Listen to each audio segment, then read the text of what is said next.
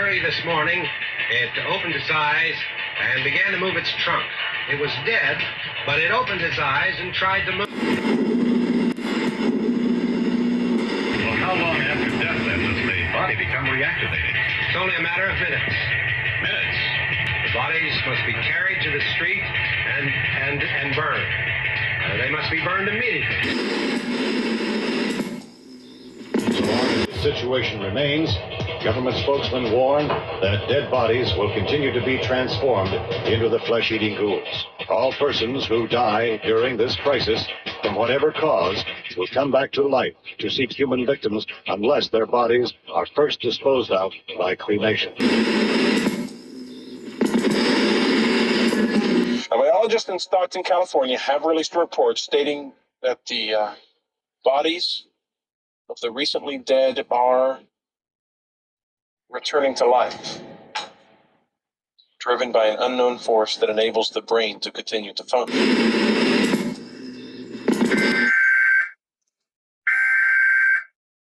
This is the emergency broadcast system. This is not a test. The Center for Disease...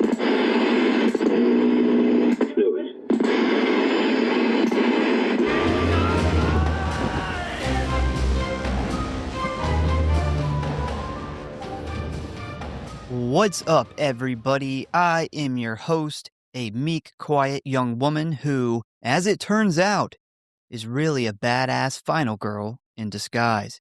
And that is my co-host, another Bill Moseley character.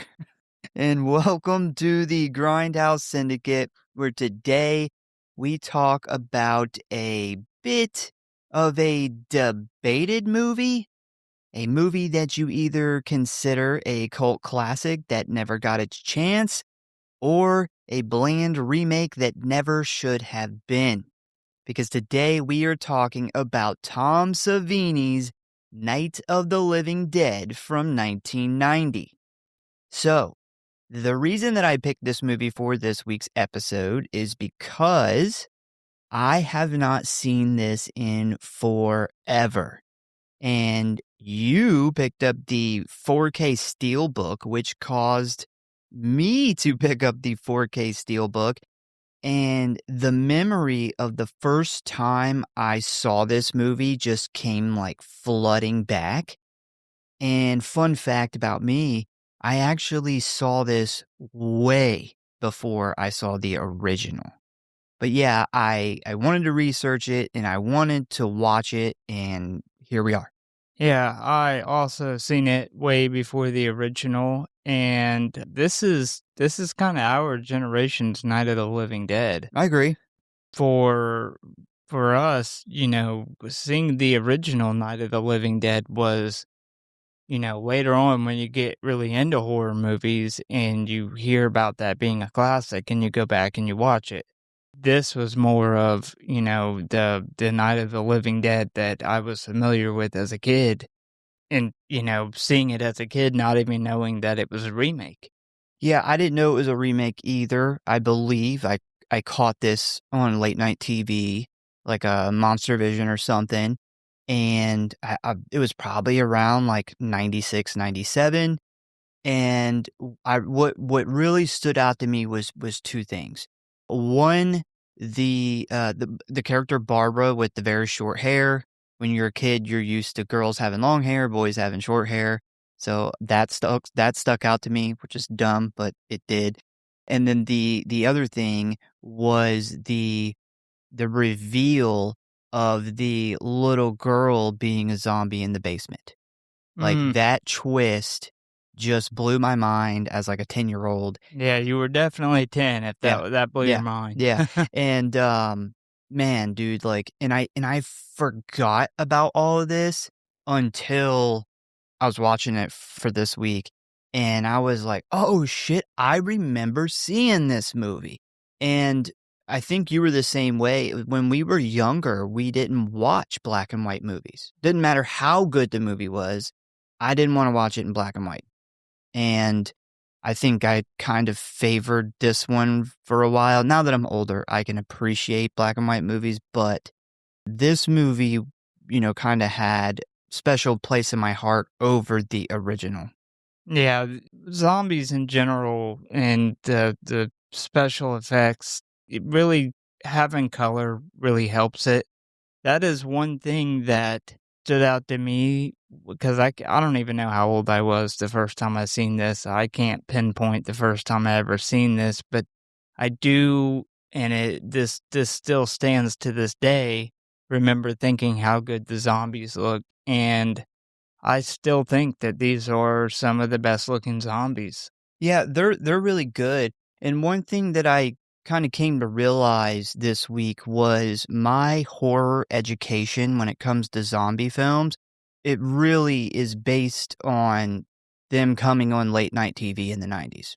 Me staying up way too late for a kid and catching zombie movies. I'd seen Return of the Living Dead 1 and 2 that way. This movie, probably a couple other ones that I just don't really remember, but I don't know what it was, but, like, little kid me was a sucker for late night zombie movies on cable TV. Yeah, growing up with Tom Savini, doing this movie and knowing that and how good the zombies looked, I always just figured, of course it's Tom Savini, but I didn't realize until really getting into the special features that obviously Tom Savini was directing and doing 100 other things. Yeah. He wasn't doing the makeup, and the guys who did the makeup at the time were really just getting started out, and they had sent like a tape of some of their zombie ideas to Tom Savini, and I guess it really blew him away. And these were the first zombies to really have that yellowish tone, and I think that that's why they stand out and look so good, is they don't have that, like and, Dawn of the Dead, and I wouldn't change Dawn of the Dead at all with the blue tone, blue-purple Blue zombies, yeah. because that really, that is the feel. It goes with the feel, it goes with the color palette of that movie so well. You can't remove it now. Yeah, but these zombies really had that yellow tone, and they were talking about it, the guys who did the special effects, and when they really found that tone looking at actual corpses, and it when they unlocked that yellow, the tone that they needed, it just really took everything to another level, and I was like, "Well, that makes sense of why these zombies have always really stood out to me as really good looking." Yeah, they're great zombies, definitely. So, with that being said, are you ready to dive into Tom Savini's Night of the Living Dead? I am. Let's do it. Hello, boys and ghouls. If you want to stay up to date on what's going on with the show, talk about or submit your movie requests, or just say die, then I got good news for you. You can always find us at one of our social media accounts or our official website at Grindhouse.Horror.Pod.com, Facecrook at the Grindhouse Syndicate Horror Podcast, Instascam at Grindhouse.Syndicate.Horror.Pod, and many gore, which you can always find links for in the show notes as always. And you know what I always say, the morgue, the merrier. So please subscribe or follow for alerts on new episodes. Now, back to the show, kiddies. Frights, camera, action. And if you really love us and you don't want us to wear tuxedos to the apocalypse, give us a review. I was thinking about that while watching this movie. I would be pissed if the world went through the apocalypse and I'm wearing a fucking tuxedo. Yeah, Like, that's what I got. tuxedo would be rough. A lot of suits, though. Like, if Yeah. you're a zombie, a lot of people getting buried in suits. Don't bury me in a suit. If I die before you, don't bury me in a suit. If the zombie apocalypse happens, man, I don't want to be stuck in a suit. In a suit. All right, so Night of the Living Dead is a 1990 American supernatural horror film directed by Tom Savini in his directorial debut. It is a remake of the 1968 film of the same name with George A. Romero rewriting the original 1968 screenplay that he had co-authored with John Russo just for this film. It stars Tony Todd, Bill Moseley, and Patricia Tallman. It was produced by 21st Century, Menahem Golan, John Russo, and Russell Striner. It had a budget of $4.2 million and a box office of just $5.8 million. Like the original, the film follows 7 strangers as they meet and survive in a rural farmhouse following the sudden rise of zombies. It is the only official remake of the 1968 film, with many other unofficial remakes after a copyright issue with the original forced it into public domain. So, according to George A. Romero and John Russo, the whole reason the remake came about was because of issues over profits from the original film, which was, of course, caused by a copyright issue. So, back in 1968, the movie was originally named Night of the Flesh Eaters. And once they started doing promotional stuff for the premiere, they got a cease and desist letter from a law firm forcing them to change the name. But once it was changed, the company didn't submit the correct paperwork for the new title's copyright, leading to anyone and everyone being able to use it without payment or permission from Russo or Romero. This led to them attempting to hunt down and sue anybody who used it, but that is a giant pain in the ass and very expensive, which caused the creators to receive very little of the profit from the distributor when it came to what the film made over the years. Now, Romero's production company did eventually win the lawsuit, but the distributor went out of business before they could collect any money, plus they were worried that someone else might make an unauthorized remake, cashing in on their idea. I do remember something similar happened with the Texas Chainsaw Massacre, and they also won in court, but by the time they won, the company was like bankrupt. Oh, Plus, it was yeah. like some mafia shit anyway. Yeah, that's because they went in business with the mob. Yeah. It was like a mob boss for one of the mafia families would started a production company, and they got desperate and went and got the cash from him up front, and he came out and said, like, the movie essentially made, like, $58. $12.38. Yeah, that's 2, like, legendary horror classics where the people involved didn't end up making hardly anything because of shit like this. Well, the big difference with the public domain is this led to pretty much anybody making sequels from the original movie, and I went down the rabbit holes of the different branches and different people who's made movies based off of, like, sequels from the original, and, you know, we have the obvious Romero family, which went on to do Dawn of the Dead, Day of the Dead, Land of the Dead, and then Russo split off and did Return of the Living Dead. But there is all types of different, there's the zombie movies, the Italian zombie movies, there's a whole bunch of shit that gets really, really deep. Yep. So when Romero reached out to Menahem Golan after learning 21st Century was interested in remaking it, it kicked off a production that would reunite Romero, Russo, and Striner for the first time in 20 years. So, if you may be asking yourself, how did special effects legend Tom Savini come to direct the remake of one of the most influential horror films ever made? Well, I am glad you asked because it is very interesting. So, Savini got into special effects and makeup at a very young age, and while he was in high school, Romero actually came to his school looking for extras for an up-and-coming film. This film wasn't Night of the Living Dead. This movie ended up never getting made. But anyway, a nervous Savini walked up to him, handed him a photo album of his makeup and effects work, and begged to be hired on his next horror film, to which an impressed Romero eagerly agreed. But Right before filming began on Night of the Living Dead, Savini was drafted into the Army and sent off to Vietnam.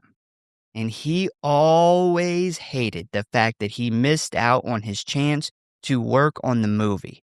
So, when Romero contacted him about the remake, he thought, here's my chance to finally work on Night of the Living Dead. But Romero didn't want him for that. He wanted him to direct it because he was so passionate about the original. And that is how it came to be. Unfortunately, though, this didn't turn out to be the dream come true that he thought it would be, as we will talk about here in a bit. So, in November of 1989, Savini opened a production office for the film in Pittsburgh, Pennsylvania, because, of course, it's Romero. It's got to be in PA. Pre-production for Night of the Living Dead officially kicked off on February 20th of 1990 with a reported schedule of just 8 weeks. Now, let's talk about some casting real quick. The original character of Ben was played by Dwayne Jones, and if you have ever seen that film, you would know he left some big shoes to fill. So finding an actor who could replicate that performance was going to be very difficult. Both Lawrence Fishburne and Ving Rhames auditioned and or were considered for the role when one day an actor named Tony Todd walked in, took the script out into the hallway, came back in 5 minutes, having memorized his lines, and blew everyone away, leading to Savini immediately casting him.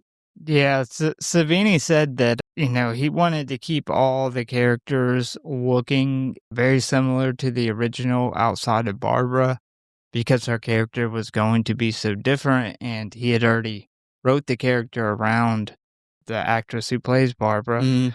But yeah, I guess Tony Todd kind of was like, I'm going to fucking audition for this role. Tom Savini said nobody was ever considered after that. That was it. Yeah, they were saying like he had tears in his eyes in just this, audition. So they were like, this is the guy. We're not looking for any more actors for Ben. This is it.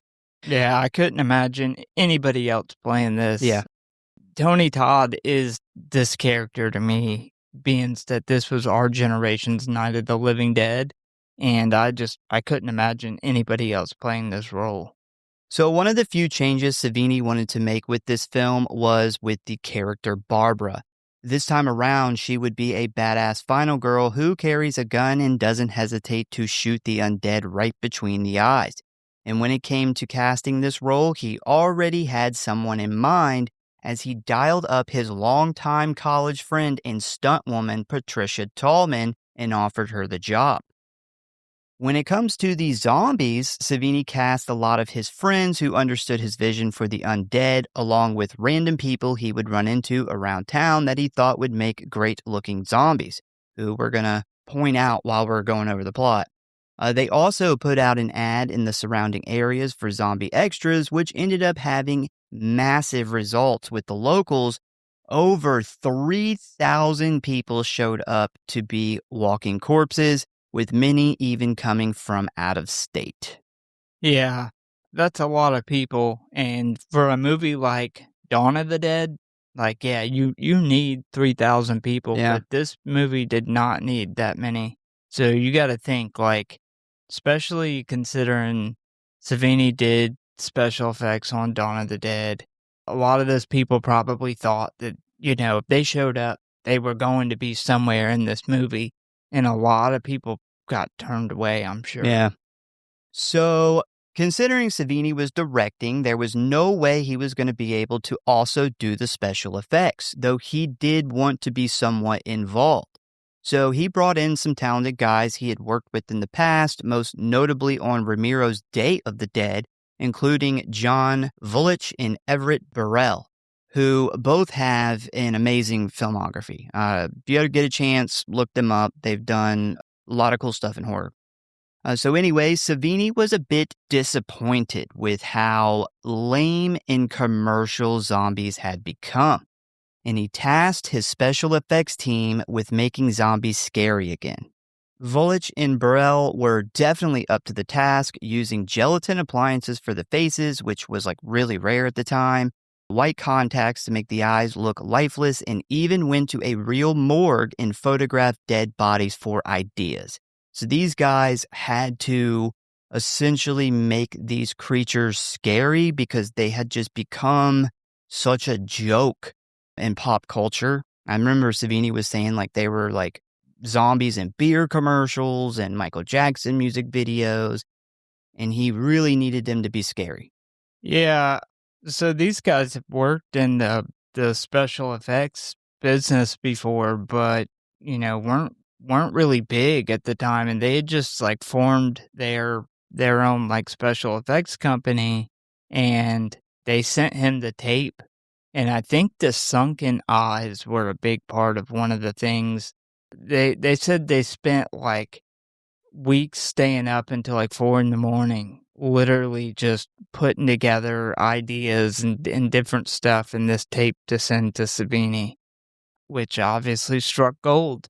Because like I said, I still think these are some of the best looking zombies that there are. Yeah, I remember them saying when they reached out to Savini to get the job on this that they had come up with that gelatin appliance thing for the faces, which was way faster, looked way better, and Savini kind of loved their idea. And that's kind of because I believe when they worked with him before, they were real low level special effects guys. But yeah, when they sent that tape into him, like they had something that stood out amongst everybody else, which was these really good ideas. They had done some test makeups on like a friend of theirs or something, and Savini loved it and brought them aboard.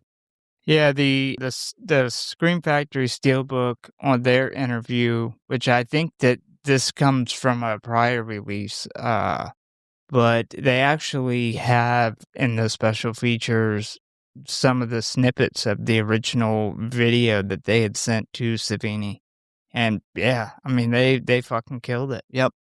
So the team intentionally kept the effects a bit restrained as they felt that too much gore would be disrespectful to the original film. Savini agreed, saying that despite his reputation as the king of splatter, he wanted to keep the film artistic, paying respects to the 1968 version. So principal photography began on April 23rd, 1990 in Hopewell Township, Pennsylvania, with a budget of $4.2 million. It was shot on Arriflex 35BL3 with 35mm film in color. Because if you don't know, the original is in black and white only. They had the ability to do it in color, the original one, but they went with the black and white. But we won't get into that because that is going to be part of its episode when it eventually gets its own. But anyways, Savini's original idea was to start this film out in black and white, paying homage to the original, with the movie slowly transitioning into full color by the second act. I personally love that idea, and I was fucking blown away when I got my Steelbook in the 35th anniversary, and it started out in black and white. And I was like, oh yes, this is fucking great. I love it. Is that just the uncensored director's cut, or is it the director's cut and the theatrical on that release? No, that is the director's cut. Basically Savini, I guess, took some kind of part in it, and he kind of added the things in there that were either shot down or removed back when he originally did the movie. Yeah, that was going to be my next question, was because I only watched the uncensored version.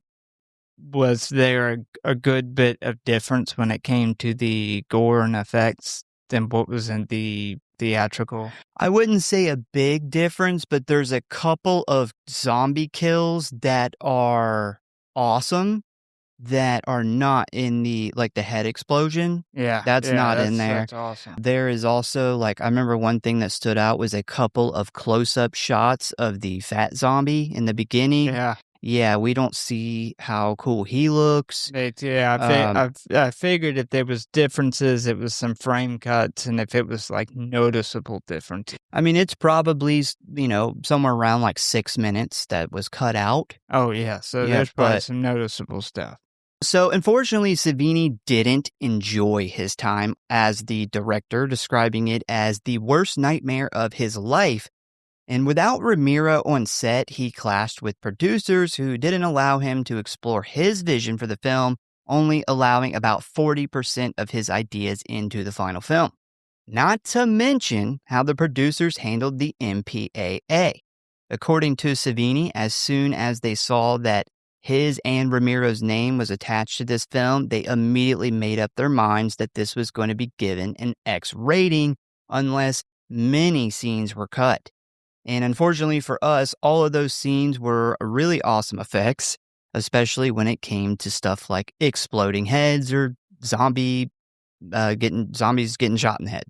Yeah, there's a couple of them that we get back on the unrated version, but yeah, it sucks that the producers went in and took a lot of them out before they were ever even shot. So we can't get a version of that. I never noticed or knew how much behind the scenes friction there was. Tom Savini had taken this very, very serious. He really, really wanted to do a good job at this. And his style towards directing was storyboarding. So he had every single shot storyboarded out. And he said before shooting even began, Romero came in, seen it.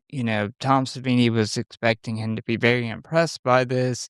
And he was pretty much like, you have 6 weeks of shooting on a movie here with a 4-week shoot. So he immediately started taking stuff out before shooting even began. And some of the ideas Tom Savini goes over, and I'll bring them up as I'm sure you will too as we're going through the plot, but some of them were really cool fucking ideas. Yeah. And I think it wouldn't have been shying away from the original nearly as much. I think it would have still been enough of the original movie to have that feel. But yeah, I think Romero really wanted to pretty much keep it as close to what his movie was. And I think that put Tom Savini in a really shitty position because he wanted to take that story and add so much more that they could do now. I think it was the special effects guys described it. One of the special features is like painting the Mona Lisa in front of, the guy who painted the Mona Lisa, like repainting it. It sucks. Yeah, unfortunately, what seemed like a dream come true wasn't. Yeah. Yeah, and he also was like going through a really bitter divorce at this time too. So you had all this stress of your movie getting cut and shit taken out that you thought were really important parts of the movie on top of personal life issues, and I could see how this was really, really tough. So the studio was more interested in getting an R rating so they could push this thing out rather than putting up a fight to keep specific scenes, even to the point where the MPAA would ask for something to be removed, and instead of cutting it as close as possible, keeping most of the effect, they would just cut the whole thing. Until finally, the MPAA themselves stepped in and specifically pointed out the exact thing that they needed to be removed.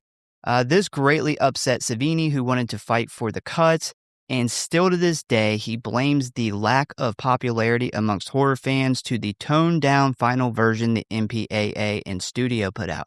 That's crazy when the MPAA finally is like, hey, you're chopping like stuff that we didn't say. Yeah. We just need to remove this 1-second scene of blood splattering on the wall, not the whole thing. Yeah, I think it was explained as like the MPAA was like, wrote back to the producers like, hey, we didn't need you to take the whole scene away. We just need a couple frames less. And there was some situations where the producer still cut the entire fucking thing.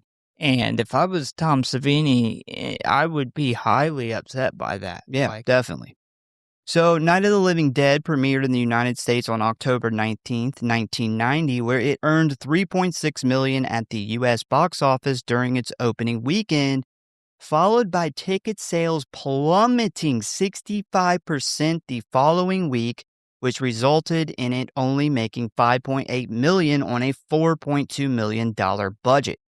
The film received mixed reviews with critics and audiences, with one reviewer writing, quote, "In the history of bad ideas, George Romero's decision to produce a color remake of his 1968 Zombie Fest has to rank up there with New Coke." Jeez, that's yeah. bad. Fuckface Robert Ebert awarded the film 1 out of 4 stars, writing, quote, "The remake is so close to the original that there is no reason to see both." Fun fact, this movie landed on Ebert's most hated list. Damn. Yeah. Yeah, well, it's probably a good movie if it ended up on his most hated list. Yeah. So the positive reviews praised Savini for bringing tired zombies back to life after zombie films had become cliched, correcting mistakes made in the original, and the addition of dramatic relationships between the characters. One thing I did notice about the negative reviews from back then is most of them trashed Romero for remaking this film to make money. And that is like partially true, but I feel like they are missing the most important detail about that is they got fucked out of the money for the original. Not to mention, like, still to this day, studios do this all the time. They Yeah. make a movie for money. Yeah. That bothers me a lot because there was so many advances in what could be done with special effects and zombies and the addition of color. There was so much more that could be added, and it had been a long time since the original was made at Yeah. this point. I can't see why you would trash him. Like, I would get if there was, nothing had changed, but so much had changed since the original was made that could and was added into this, increase the scariness or the special effects or the cinematography, the lighting. Yeah, I don't get that. I don't get it at all. Well, also, I mean, who cares? Like, yeah, him and Russo made it to get to cash in on what they got fucked out of the first time. But Savini didn't do it for money. The special effects guys didn't do it for money. Tony Todd, like, this was a serious movie for all the people that worked on it. Yeah, the guys that you're criticizing the most were the guys who put in the least amount of work on actually making the movie. Like, the people who were on the ground making the fucking movie, you're trashing the movie, and it had nothing to do with them. Yeah. So the film was eventually released on DVD in 1999 by Columbia TriStar Entertainment, then again on Blu-ray on October 9th of 2012 as a limited edition where only 3,000 copies were made. This edition received a lot of criticism from fans for its color processing, where the film was significantly darkened and a blue tint was added to the picture. On April 6th of 2016, Umbrella Entertainment released a special edition of the film featuring a restored print alongside the 1968 original on a Blu-ray combo pack. And finally, on September 23rd of 2025, in celebration of the film's 35th anniversary, Sony released an uncut version of the film on 4K UHD Blu-ray. That is definitely something you should pick up if you are a fan of this movie. Yeah, I have that and the Umbrella release, and the new 4K is definitely a really, really good looking. It was done off the original camera negative, Mm-hmm. and for anybody who knows about like upscaling movies, that is the gold standard. And yeah, it looks amazing. Yeah, I watched the Umbrella one and the Sony one back to back this week, and the Sony one, the newer one, the sound is amazing. The picture looks really good. They restored all the the stuff that they had to cut out for the rating. That's the one that has the black and white in the beginning. Fantastic version of this film. Definitely pick it up. So, over the years, Tom Savini's Night of the Living Dead has went on to develop a cult following amongst hardcore horror fans. In recent years, Bloody Disgusting rated it a 4.5 out of 5 stars and wrote, "This film works on so many levels. Normally, remakes are horrible and diverge so much from the original film, and this one is so close to the original, it's scary." Nowadays, Savini often screens an uncut work print VHS copy of the film at conventions, where recently he said, quote, "Years later, I was at a midnight showing and did a Q&A before the movie, and I wasn't going to sit down and watch it, but I did, and it was the first time that I saw it objectively, and it's good." I'm glad he feels a lot better about this nowadays, because he should be proud of this movie. Yeah, anybody who knows or is a fan of Savini knows like how much outside of effects Tom Savini does. Like we've joked about this on the episode of The Burning. Like he did like everything in that movie. Yeah, He yeah. was like the stunt guy. He was directing certain scenes. He's like in the cooking food as the caterer. Like Yeah, like this. I mean, he really loves movie making in general, and this was his first chance to actually direct a movie. And he talks about how he bit his tongue so much when Romero came in and immediately started doing all these cuts, and he bit his tongue because it was his first chance to really direct a movie, and he wanted his name on that movie. He wanted to direct a actual feature-length movie, and not to mention this one was a very important one to him, and for, it to get so much hate when it initially came out, and for him to feel like the movie that he sought out to make wasn't actually made, is really sad. So I'm glad he has a more positive vision on this now.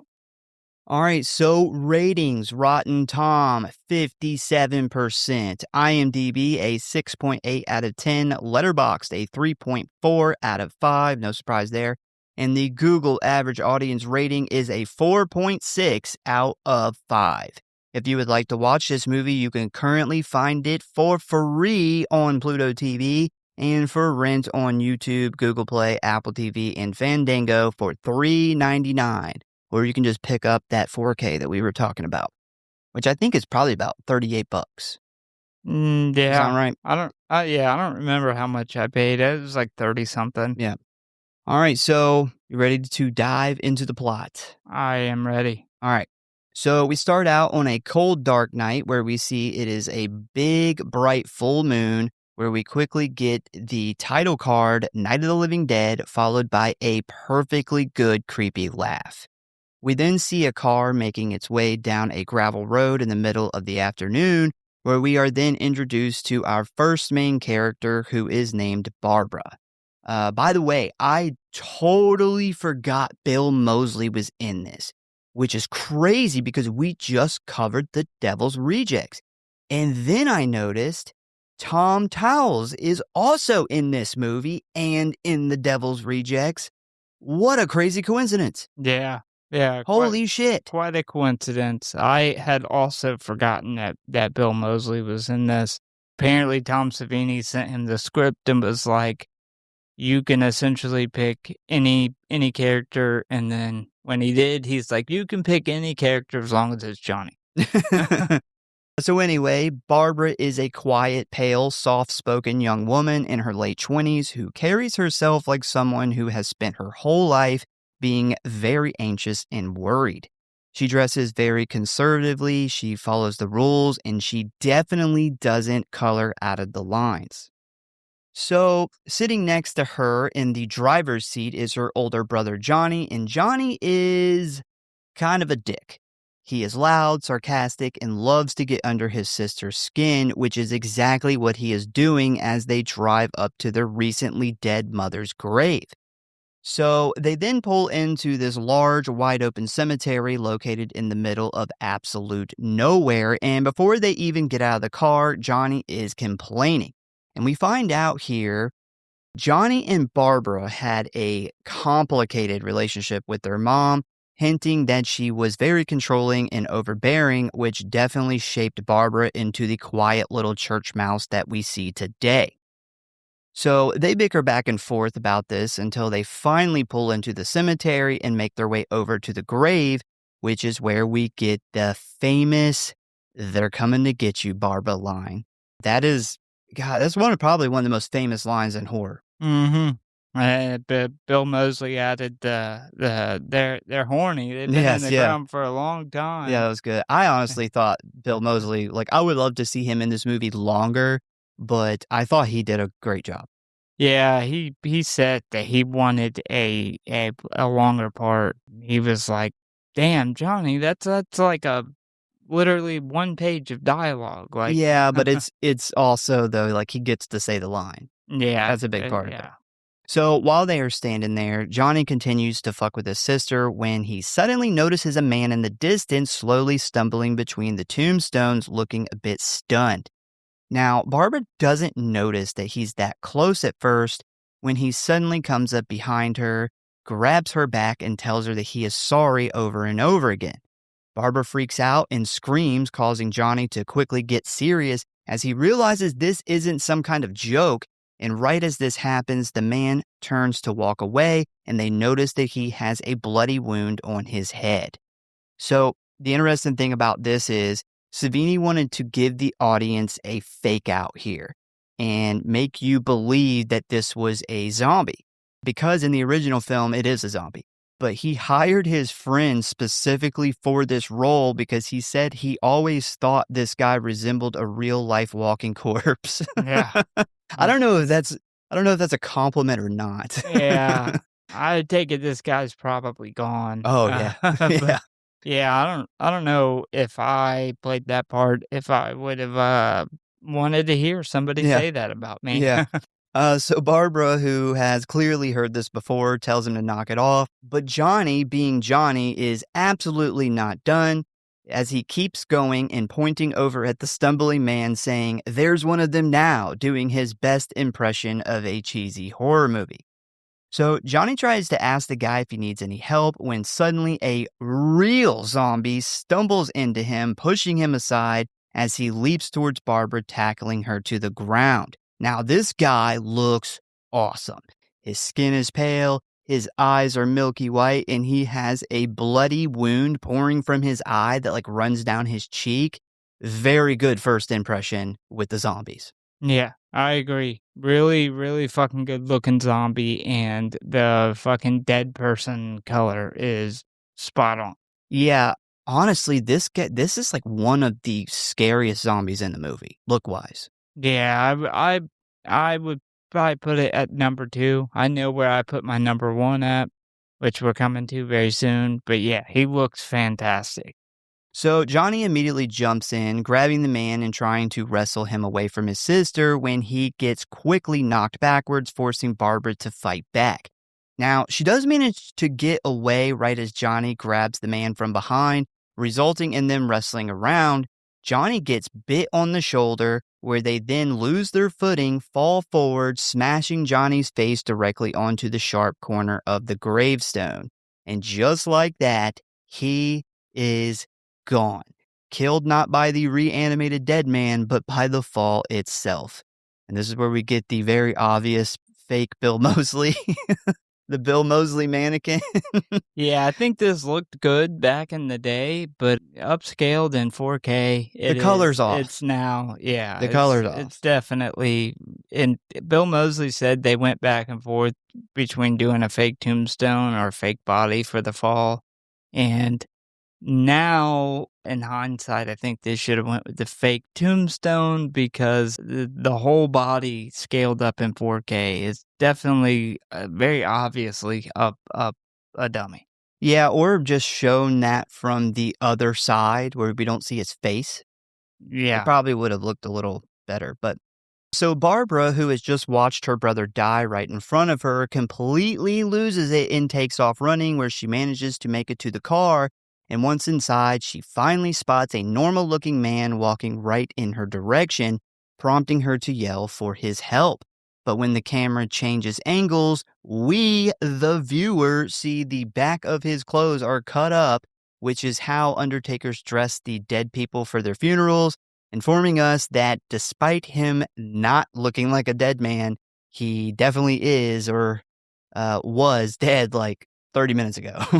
Yeah, nothing scarier than a hairy dead zombie ass. Yes, very hairy zombie ass. I really love the detail here, though. This is what they refer to as the autopsy zombie, because when his clothes fall down, you can see that he very recently had an autopsy done. But the detail of whenever people are dead and they're dressed for a funeral, like the clothes are cut from the back and put on, and them to have that detail in there, I thought it was really smart, and it's something that you don't see in other zombie movies. We get like quite a few naked zombies here too, Yeah. which I assume are zombies that came out of the ground and came out of their clothes because they were just draped They over fall them. off, yeah. Yeah, I thought that was really smart, and it's one of those things that I feel like a lot of people probably Don't think of, yeah. didn't get necessarily. They were probably like, "Why is that guy's clothes cut Huh, from the yeah, I didn't even back?" think about that. But yeah, it was one of those awesome things that just if you get it, you get it. Yeah. So as this man gets closer and closer to her, he ends up stepping onto the bottom of his pants, which ends up pulling off all his clothes, revealing not only his bare ass, but also a big Y-shaped incision on his chest, meaning he very recently had an autopsy done on him. Fun fact about this guy, he was originally hired as a movement coach, where he was supposed to teach the actors how to walk like zombies. But Tom Savini said that he had everybody kind of walking like way too exaggerated, which looked goofy. So Savini kind of fired him for that and instead gave him this part in the movie. Yeah, I think it was like the class just got so like turned into so much of a joke, and people just like laughing and doing all these like goofy ass things that Yeah. they had to kind of get rid of that. Yeah. So once the car gets surrounded by these two zombies, Barbara frantically starts searching for the keys when suddenly the window gets busted out and she is grabbed by the shirt. And while this guy is trying to pull her out, she releases the parking brake, sending the car rolling backwards down a hill where it then slams directly into a tree, crumpling the back end, where she then jumps out and runs off looking for help. Another fun fact, this was Tom Savini's personal car that he bought when he first became successful with special effects, and he said that it killed him to purposely wreck it for this scene.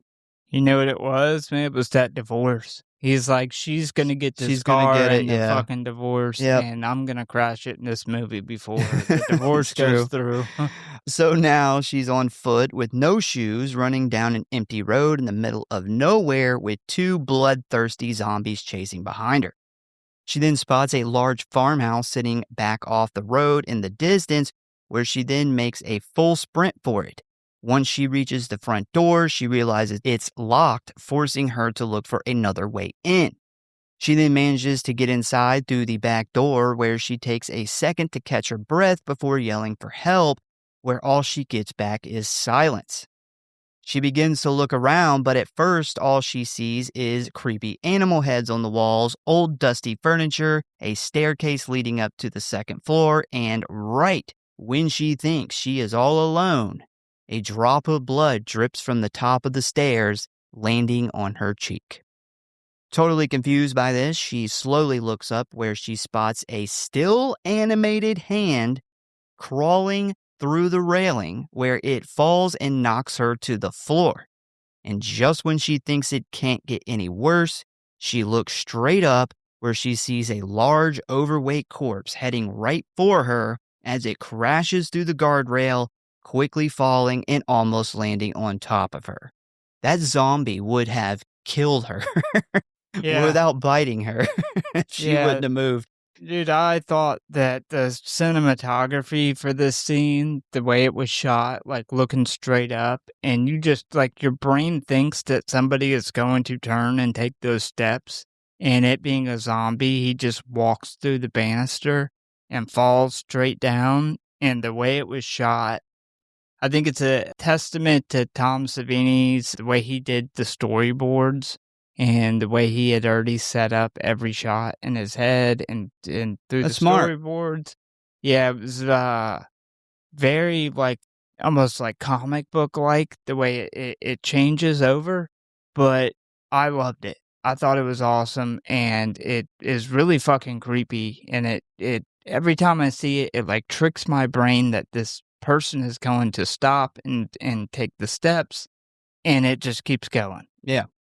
So once the corpse slams face first into the floor and immediately gets back up, Barbara has had enough as she jumps up and screams, stumbling her way towards the back door. But when she turns the corner, she spots another zombie standing in the doorway with his eyes locked right on her. This causes her to freeze in her tracks, where she then realizes she is now sandwiched in between both zombies, forcing her to let out a scream and stumble out the front door, where she then realizes there are a few more heading right for the house. So she is like in deep shit right now. So now that she is standing on the front porch, losing her fucking mind, suddenly an old pickup truck comes speeding down the road where, without hesitation, it just slams into the zombie who is stumbling in the middle of the street, where it then stops in front of the house and shuts off. So the zombie who got hit with the truck was just a dressed up mannequin that was held in position with thick fishing line. A lot of very simple kind of practical things in this movie. So the truck stops by the side of the house while a still very emotional Barbara runs over to get some help, when suddenly we meet our second main character, Ben. And Ben is exactly what this situation calls for, as he throws down his cigarette, clutches his bloody crowbar, and looks intensely at the scared, injured, sobbing woman in front of him. So Ben is a tall, broad-shouldered, confident young man who moves and speaks with the kind of calm, focused energy that tells us immediately he has seen some shit already today. He then takes one look at Barbara and immediately starts asking about guns because he thinks she lives here, and, most farmers, at least here in the U.S., have, at minimum, a shotgun. So Barbara is so shook up, she can barely answer his questions, which makes him realize she's cracking up and starting to lose her mind. After doing a quick scan of the place, he spots a handful of zombies slowly walking towards the house, prompting him to grab Barbara and drag her inside. And once in the house, they are quickly approached by zombie number 2, as we then see Ben Power Ranger kick this motherfucker across the room, where he slides on his back into the kitchen. That was one hell of a kick. Yeah. I'd have to be warmed up to go straight for a kick like that. That's not my opening move. That's my finishing move. Yeah. One tiny detail I love here too is when Ben goes to beat that zombie to death with the frying pan, it still has food in it, and it and it flies off and sticks to the wall. It's like a stupid detail, but I like it. I thought it was good. So while Ben beats the shit out of this zombie and tries to force him out the back door, Barbara remembers there's still another zombie in the house. I love this scene where this like Farmer Joe zombie guy walks up behind her, and his makeup looks fucking awesome. And the shot where it's like a close up of her face that's framed perfectly, and you see him kind of pop up in the back, but he's silent, right? I think that's just a really good shot, and it's really good tension building. Yeah, are you talking about the overall farmer zombie? Yeah. Yeah, he is the scariest fucking zombie in the movie, in my opinion. Like, that fucking zombie is horrifying. Yeah, and for somebody who's, never been an actual director of a whole entire movie before, like his tension building and his setting up shots, like how he's framing shots is great.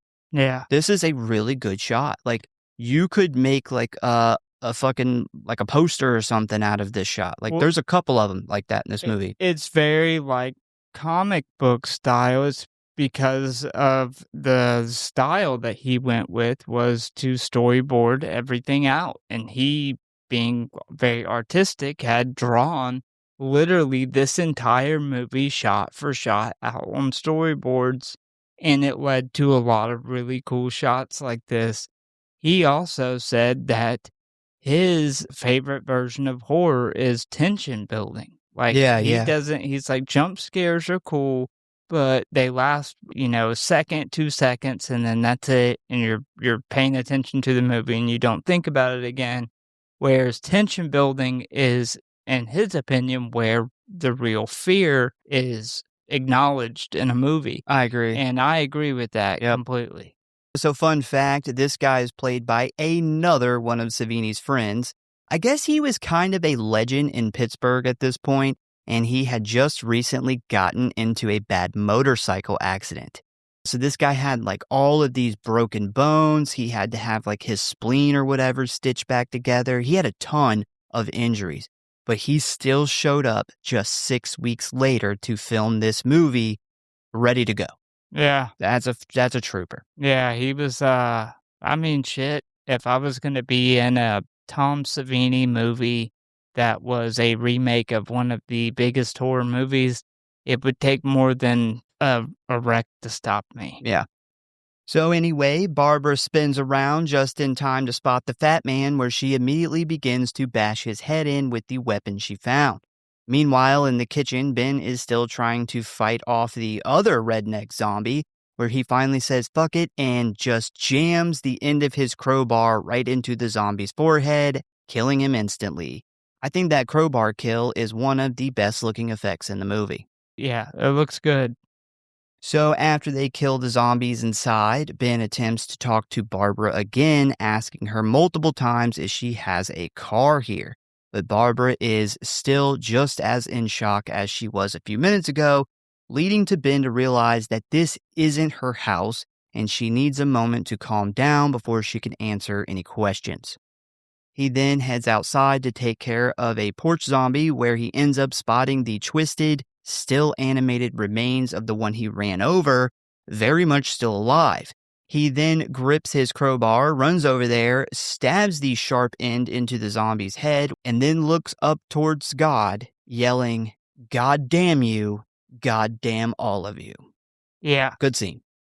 yeah, there's some serious passion in that. Tony Todd brings a lot to this role, and, my thought during this scene was, if I was Barbara, I would have asked him where he came from, because clearly he's already seen some shit and been through some shit, and, they were just on the road, and they just got to the cemetery, 20 minutes before this, and clearly wherever he came from is in the opposite direction of where they came from, and that's somewhere they don't want to go, because he's already fought and already figured out you got to take them out by, fucking their brains up. Yeah, and I was surprised that was something that wasn't brought up. Yeah, I think that this is the first scene where we see Tony Todd really bringing this A game for this character. It starts right here. The whole him fight the zombie thing in the kitchen, that's cool, but man, we're really seeing him own this role right here from pretty much this point on. Yeah. So he then kind of realizes what he has done, causing the anger on his face to wash away instantly, where we are then left with sorrow and sadness. After pausing for a brief moment to look at the result of his violence, he then makes the sign of the cross on his chest, where the camera switches over to Barbara, who is now watching Ben as she then also does the sign of the cross. And this is really the first time we see Barbara become kind of submissive to Ben. Like, she is already, without even thinking about it, decided that he is going to be in charge and she's going to listen to everything he says. Yeah, she's a very submissive character. I don't think that she has more than 2 or 3 lines in the entire movie up until this point. Yeah, Like- probably. She does not hardly talk at all through the first act of this movie. Yeah, so once they head inside, they introduce themselves, where Ben quickly comes up with the plan. He says that the truck is out of gas, they can't take a chance on getting stranded out here, so they are going to hold up in this house and cross their fingers that help will come soon. He then looks her dead in the eyes and with the most serious tone tells her she's got to fight what she is thinking and feeling right now because he needs her to stay strong if they're both gonna survive. Once she agrees, she then asks him what's happening out there, where he responds that he doesn't know because nobody knows.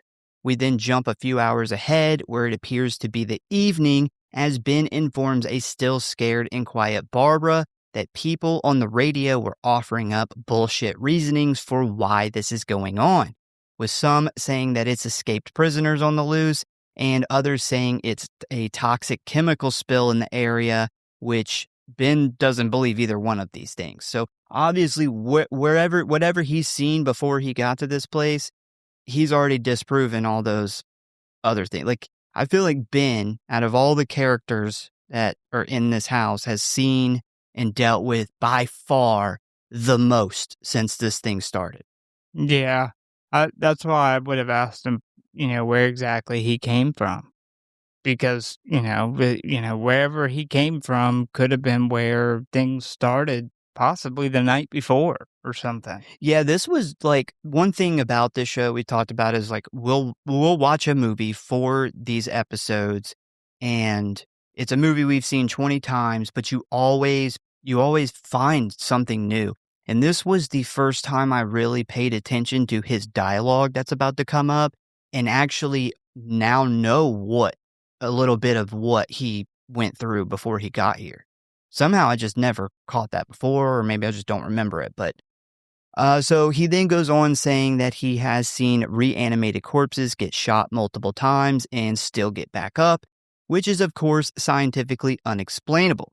He then tells her about all these vigilantes riding around with guns, shooting the zombies and throwing them in the backs of trucks, which definitely comes back up later. After more silence from Barbara, Ben then tells her a bit of his backstory and how he ended up in this situation. And basically what he says is, he was at a local diner eating when suddenly a bunch of zombies broke the glass and they started trying to get in. This caused a bunch of panic where a car eventually exploded in the parking lot, damaging other cars, including his. When he went to escape the chaotic scene, this redneck guy runs up holding a machine gun, which he then uses to shoot into the crowd where the zombies are attacking people.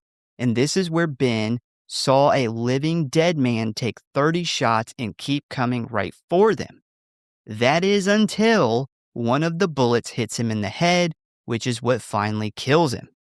And this is how Ben knows how to take them out already. Like when he started in this situation, it was like pandemonium with a bunch of other people. Very different than Barbara. Yeah, and it's weird because, Barbara was just in the car before this, and I don't think it ever says where they came from to see their mom. Johnny might say it in the beginning, but obviously they have no clue of what is going on in another place at this moment. Well, Johnny says they came from 2 hours away. Yeah, they don't specifically mention, where exactly it was, but it's obviously not where all this shit was going down at. Well, Ben came from a town 5 miles away. So maybe where Johnny and Barbara was like the opposite direction. Yeah, that's what I'm saying. Like, things have obviously, wherever Barbara comes from, things have been already going down other places. Yeah. And, where Ben's from may be like patient zero. Yeah, could be. So Ben then says with this quiet, matter-of-fact certainty that he doesn't know what's going on, but one thing he does know is that a chemical spill didn't bring the dead back to life, and that this is something that nobody has ever seen or heard of before. And then after a brief pause, turning to look at the small fire he built for warmth, he says, "This is pure hell on earth." So after that, Ben goes looking for some guns in the house where once he reaches the top of the stairs, he finds a dead body who obviously shot himself in the head after getting his arm chewed off by the fat farmer zombie. I gotta say, man, this guy's makeup looks really fucking good. And while I was watching the director's commentary, I found out that Savini based this off of the war zone injuries and real suicides. Like, because remember, he was a war photographer, Yeah, and they also reference real suicide photos. And I think that really shows in this guy's makeup.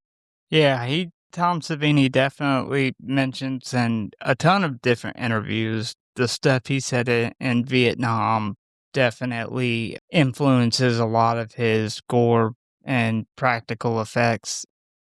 Yeah, so this guy who kills himself, he does end up coming back to play. I do love how they show that his arm was chewed off Yeah, it looks good too. after it was clearly after he shot himself too. So, but I guess it was the overall zombie, the farmer guy Yeah, yeah.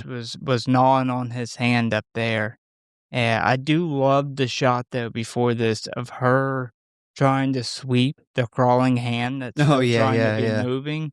And that is where we get an extended look of the overall zombie after he gets his head bashed Oh, in. yeah, yeah. And it looks fucking incredible. Yes, Like, I it wanted does. to skip back to that shot because it is probably my favorite shot in the entire movie. And it is one that I specifically thought about when I asked you about the theatrical version because I don't know if we get that same shot We in don't, no. the uncensored version. And man, it's awesome. Like, I'm so glad that they went back. As much time was spent on the makeup for that zombie that they went back and showed the aftermath, and we get like a good 3 or 4 second look at his face. Yeah, I actually wrote this episode off of the theatrical version. I didn't have my 4K version yet. And so I actually watched that version like at least twice. And I was surprised when I went to watch my new 4K version yesterday and I got that close up of that guy. It's definitely not in there. Yeah, I figured that's why I wanted to jump back to it because I know that you wrote it off Yeah. the theatrical version, and man, it's just such a awesome fucking shot, and it is, like I said, probably my favorite in the entire movie. So anyway, considering this guy has already put a bullet through his brain, there is no need to be concerned with him turning into a flesh eater, prompting Ben to grab the rifle and chamber another round. But this is soon interrupted when he hears Barbara scream from downstairs at the sight of a strange man creeping around the corner. Ben runs down, immediately aiming the gun at the man, where he quickly discovers multiple people coming out of the basement doorway. And as Ben moves into a defensive position with Barbara close by, a young man yells, "Don't shoot," as he lowers his gun and introduces himself. So it is now time to meet the rest of our main characters, who, as we are about to find out, have been hiding in this house the whole time. So first up is this young man whose name is Tom Bittner, and he is the nephew of the owner of the home, who he calls his Uncle Reg. Tom is maybe in his early 20s with an eager, open face and the disposition of someone who genuinely wants to help and is not afraid to get his hands dirty. He immediately gravitates towards Ben, ready to assist with whatever needs to be done. Next, we have Tom's girlfriend, Judy Rose, who is sweet and well-meaning, but she is also the kind of person who is completely incapable of being more than 3 feet away from Tom at any given moment. She is also very panicked about the situation at hand and would rather hide out in the basement than join Ben and Barbara on the main floor. So then we have the man that originally scared Barbara while creeping around the corner, Harry Cooper. Cooper is one of those people that the moment you lay eyes on him, something in your brain just goes, not this fucking guy. Yeah. He will be the most hated of the movie. Yeah, the guy who plays him does an incredible job at being a fucking bastard. Yeah, it blew my mind because he is actually the original sheriff in House of a Thousand Corpses, and then the ghost version of him in Devil's Rejects. So anyway, Cooper is a balding middle-aged man with a red face and the energy of someone who has spent his entire life being absolutely convinced that he is the smartest person in the room, despite very little evidence to support this. He is the kind of guy who has an opinion on everything, is wrong about most of it, and will absolutely not be told otherwise. And I can tell you now, him and Ben are not going to get along. So also with Cooper is his wife Helen, who is a composed, quietly exhausted woman who you can tell immediately has spent a significant portion of her marriage suppressing the overwhelming urge to kill her husband for the life insurance money. She is patient in the way that only someone who has been dealing with a man like Cooper for many years can be, and it seems like the only reason she has stayed in the marriage is because of her love for their daughter. And speaking of their daughter, we also have Sarah Cooper, who is currently in bad shape down in the basement with Helen. She is a young girl, maybe 11 or 12 years old, pale, sweating, and barely able to keep her eyes open. And the reason for this is because the Cooper's car broke down while on the way to a dinner party, forcing the family of 3 to walk for help when they were suddenly attacked by a couple of zombies, resulting in Sarah getting bit on the arm. And because this is day 1 of the zombie outbreak, they have no idea that a bite will kill her and eventually turn her into a flesh-eating corpse. So these are our main characters for the rest of the film, and needless to say, things are about to start getting a bit rocky for this group. Yeah, shit hits the fan quick. Yes. That's another thing about this movie too. It has good pacing. Yeah. Great pacing. It from the very beginning, like shit hits the fan. Like you don't have character building before things go down. Like it jumps straight into it. All of your character building is during them literally hammering fucking windows shut and doors shut while zombies are trying to get them. Yeah, and another thing I kind of noticed that I put together they did is like when you don't have a lot of time for character building, just write your characters and play them a little more exaggerated, and it kind of gives us, the viewer, kind of an immediate idea of this character. Well, I think in a very stressful situation like this, that's life or death, that people generally are a bit more exaggerated to how their characters, how they really feel deep down inside. Like, you wouldn't let certain sides of you out to people you just meet. Well, say, for example, your political or your religious views. But in a situation that's life or death, your true self is going to shine through immediately. Yeah, like you don't care about that. Yeah, you drop that facade very quickly. Customs and courtesies go out the window when it's life or death situations. And I think it helps for the writing of this movie, but also it's really smart to put that in the movie for people to act that way. Yeah. So we now have 6 people in this house, and almost immediately the group dynamic becomes complicated. So after Tom tells Ben about the rest of the people down in the basement, Cooper jumps in, immediately chewing out Ben for hitting his arm with the gun. Ben quickly responds with a question asking why they didn't come up sooner, knowing that they heard the noises from above while they were killing the 2 zombies, which we find out were Tom's uncle and cousin. Cooper, with absolute confidence, blows this question off with a bullshit answer until Tom throws him under the bus, saying that he is lying. They didn't come up to help because they were scared, prompting Cooper to give the young man a shitty look. So an interesting thing here, we can already see Cooper trying to manipulate the situation in order to project strength, not letting Ben and Barbara see his true weakness. And this is the subtle start of the power struggle between Ben and Cooper that will eventually be part of the group's downfall. Yeah. They both want to be the alpha male in charge, but there's a very big difference in that Cooper does not have the balls to be the alpha male, and actually he's not the type that is going to put his life at any type of risk to help another person. Yeah, definitely.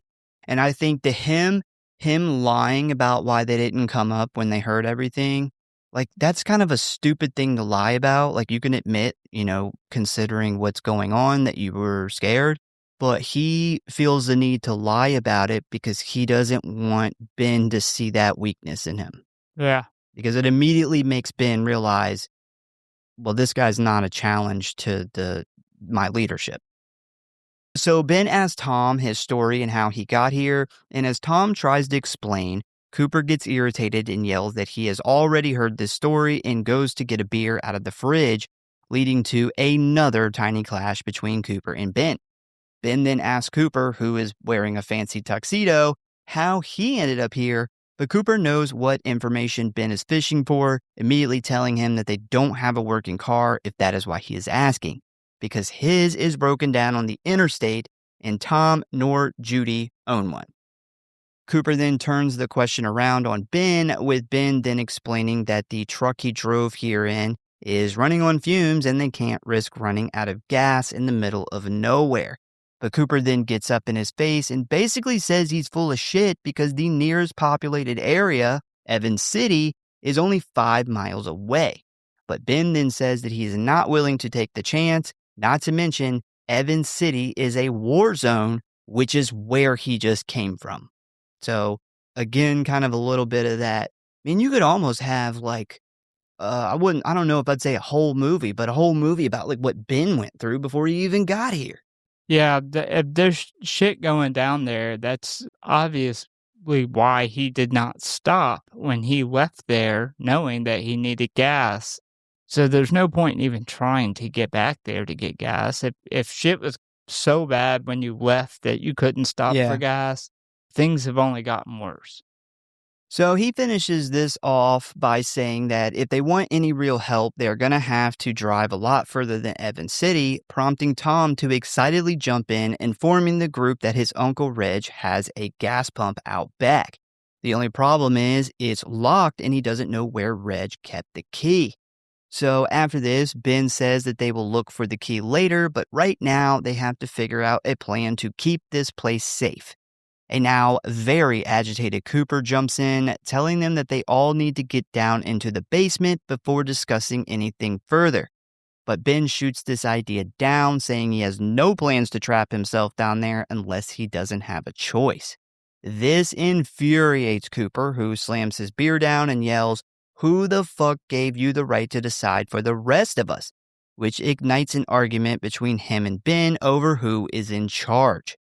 After a bit of back and forth, the argument dies down and Tom continues his story, where he explains that his Uncle Reg died in his bed and then came back to life a minute later and attacked his cousin Satchel. Cooper again interjects by yelling at Tom that there is no way his uncle came back to life and he is just confused.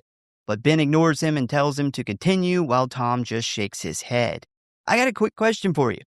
Do you think Cooper immediately hates Ben because he recognizes him as a confident and capable man who could question his authority? Or is Cooper a racist and will not stand for a black man to tell him what to do, or a bit of both? Probably a bit of both, but I think more so on he wants to be the alpha male. I think color aside, race aside, when you're put in a situation like this, instincts really kick in more than anything else. And, in a life or death situation, room for things like racism kind of fall to the side.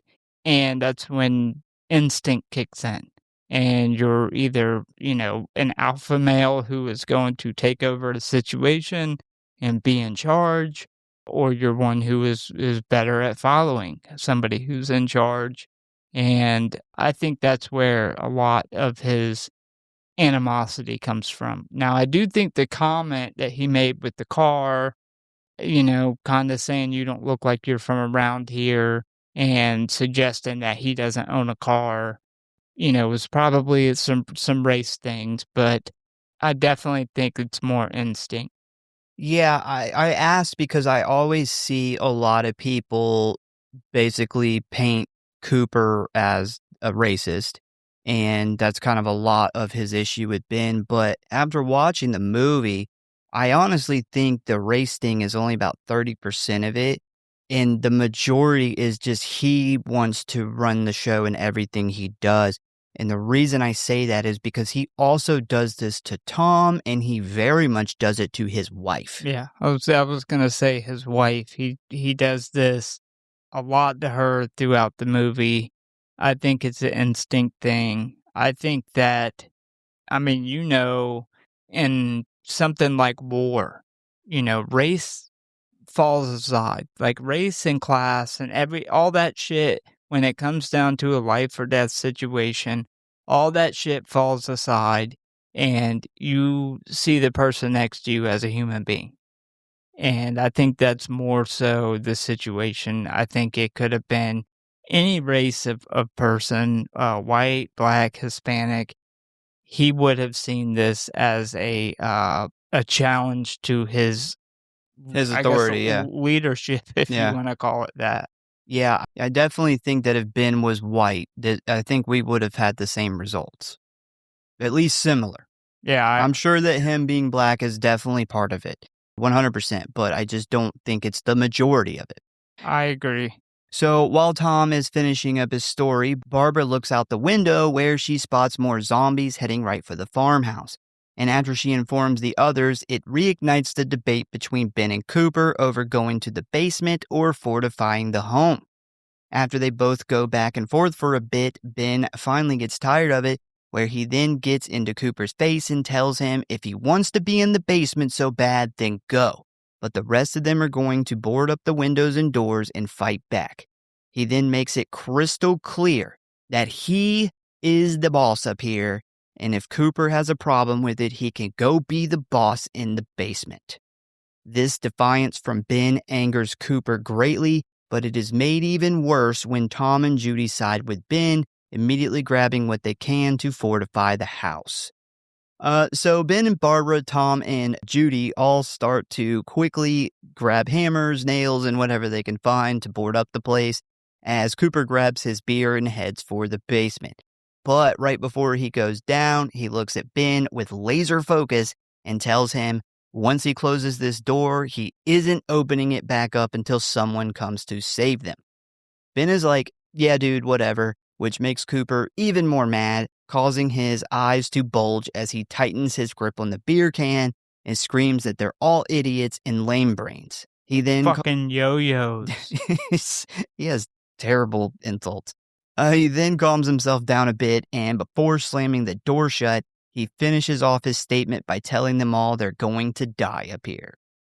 Cooper then heads down the stairs, where we get our first look at Helen and Sarah, where a panicked Helen asks what's going on, but Cooper shoots this down and doesn't really give her any answers.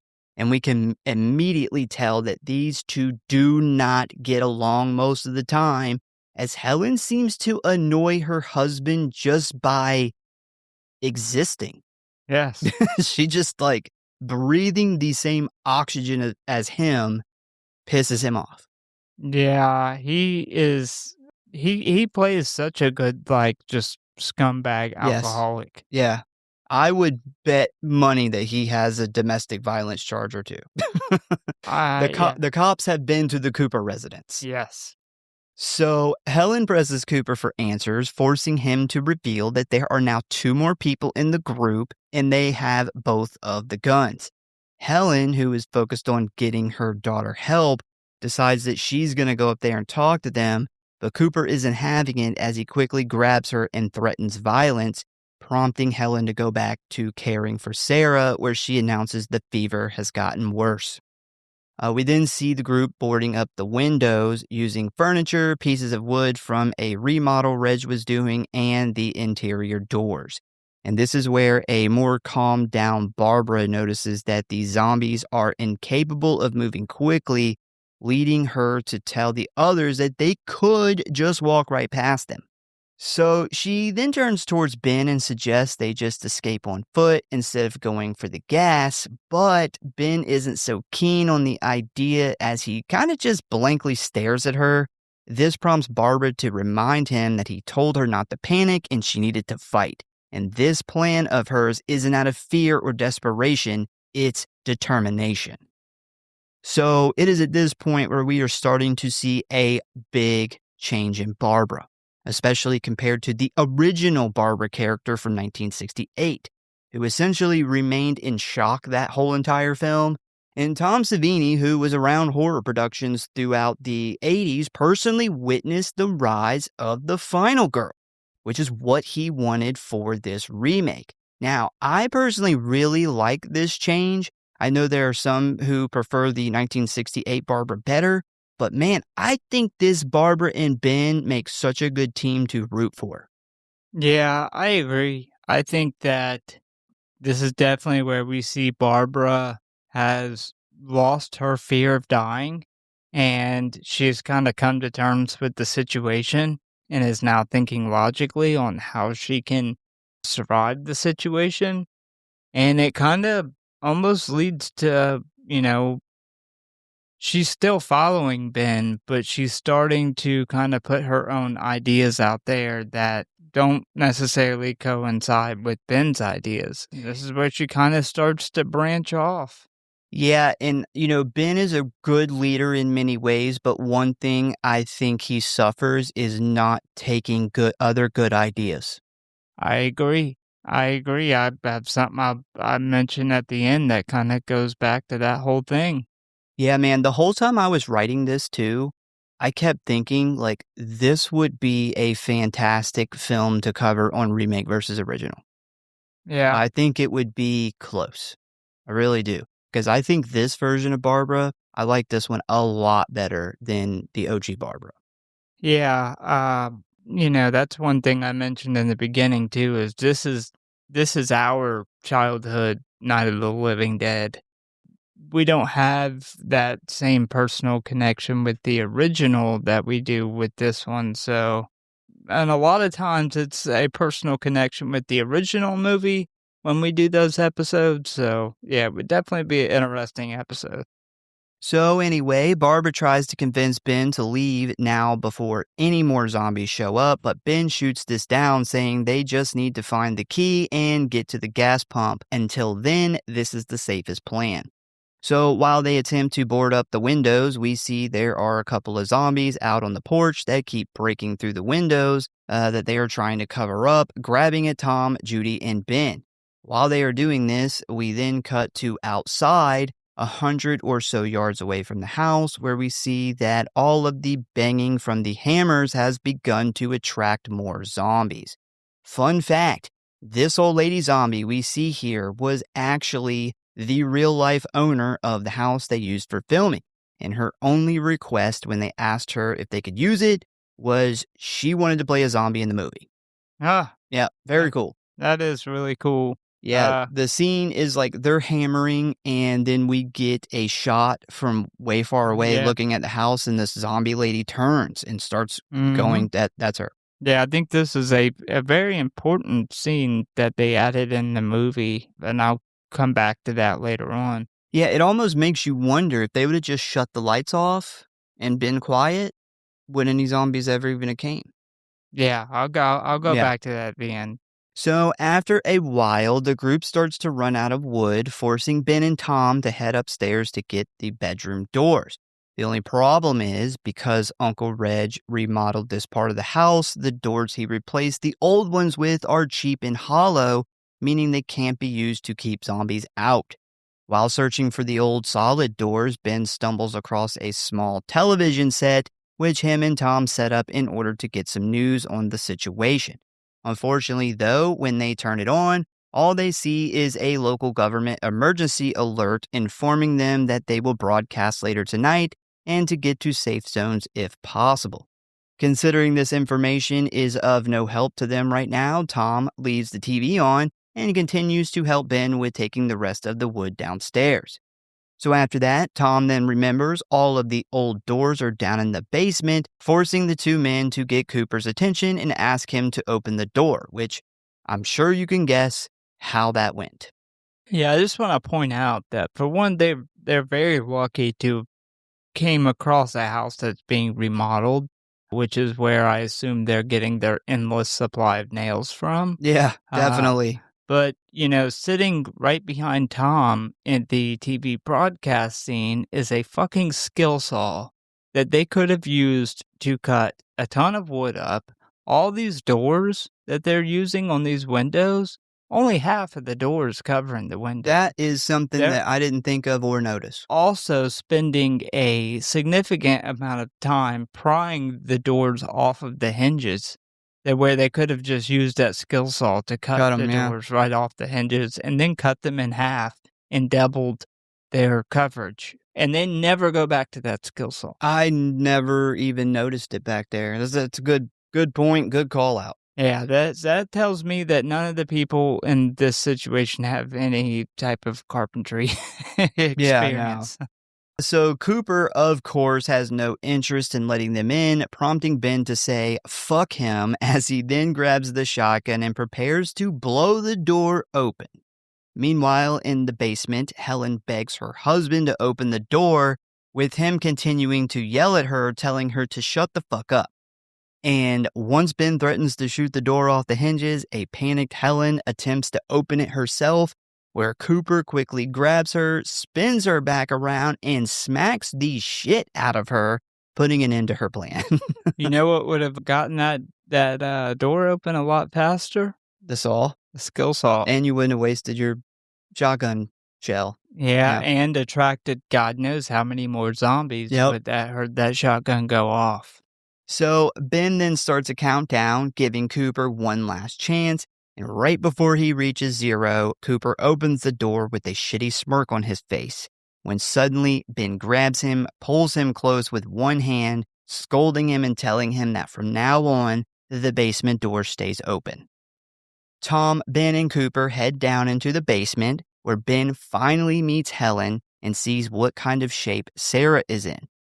He does manage to have a short but pleasant conversation with Helen, where he finds out that Sarah was bitten by a zombie earlier, but before they can get too friendly, Cooper interjects with a shitty comment, forcing Ben to grab the last door and head upstairs.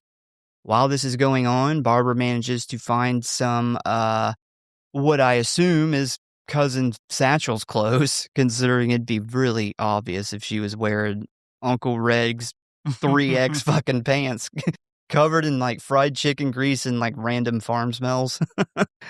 But yeah, she finally ditches the ripped up shirt and skirt, and she now is rocking a wife beater, some olive green pants, and work boots. She's got that her final girl outfit going. She soon plans on adding an ammo belt and a lever action rifle too, which definitely gives off like Ellen Ripley, Sarah Connor vibes, which is exactly what Savini had in mind with this new version of this character. But she is starting to act and definitely dressing the part now. So after that, Ben brings the last door up when suddenly Helen approaches some of the group asking about the keys. Nobody ends up answering her though, because they all get distracted by a zombie who is beating on the window. And as soon as Ben calls for the hammer, the zombie manages to bust through the glass, forcing everyone to help fight him off and hold the door long enough for Ben to put some nails in it. On the other side of the living room, Tom is running by when he suddenly notices another zombie has knocked one of the barricades loose, which soon goes flying, forcing him to hold the zombie off by himself.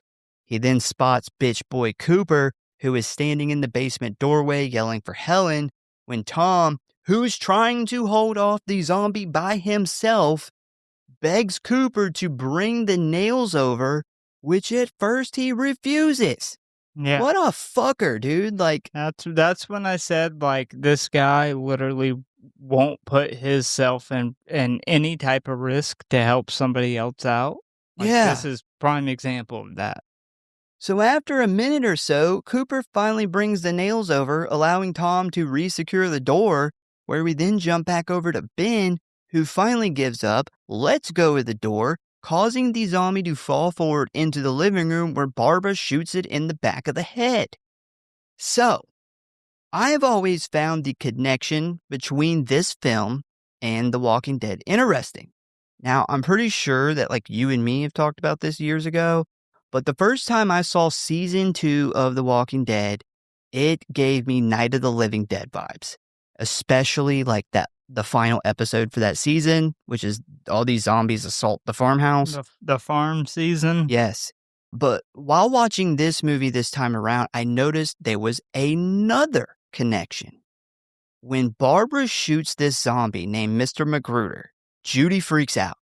And if you pay close attention, when Barbara is aiming the gun, Judy is in the background begging her not to hurt him.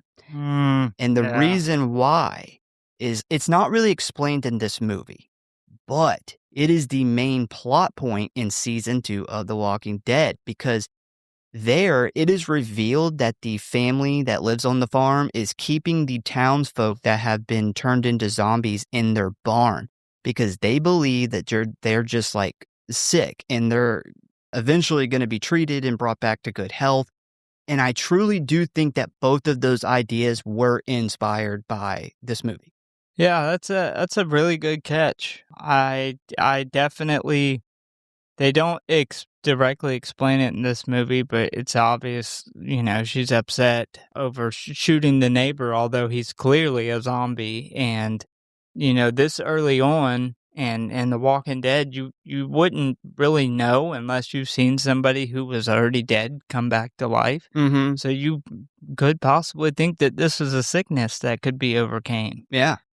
So I just think that was just really interesting, how so much of The Walking Dead, so much of it takes inspiration from famous zombie movies that come before it.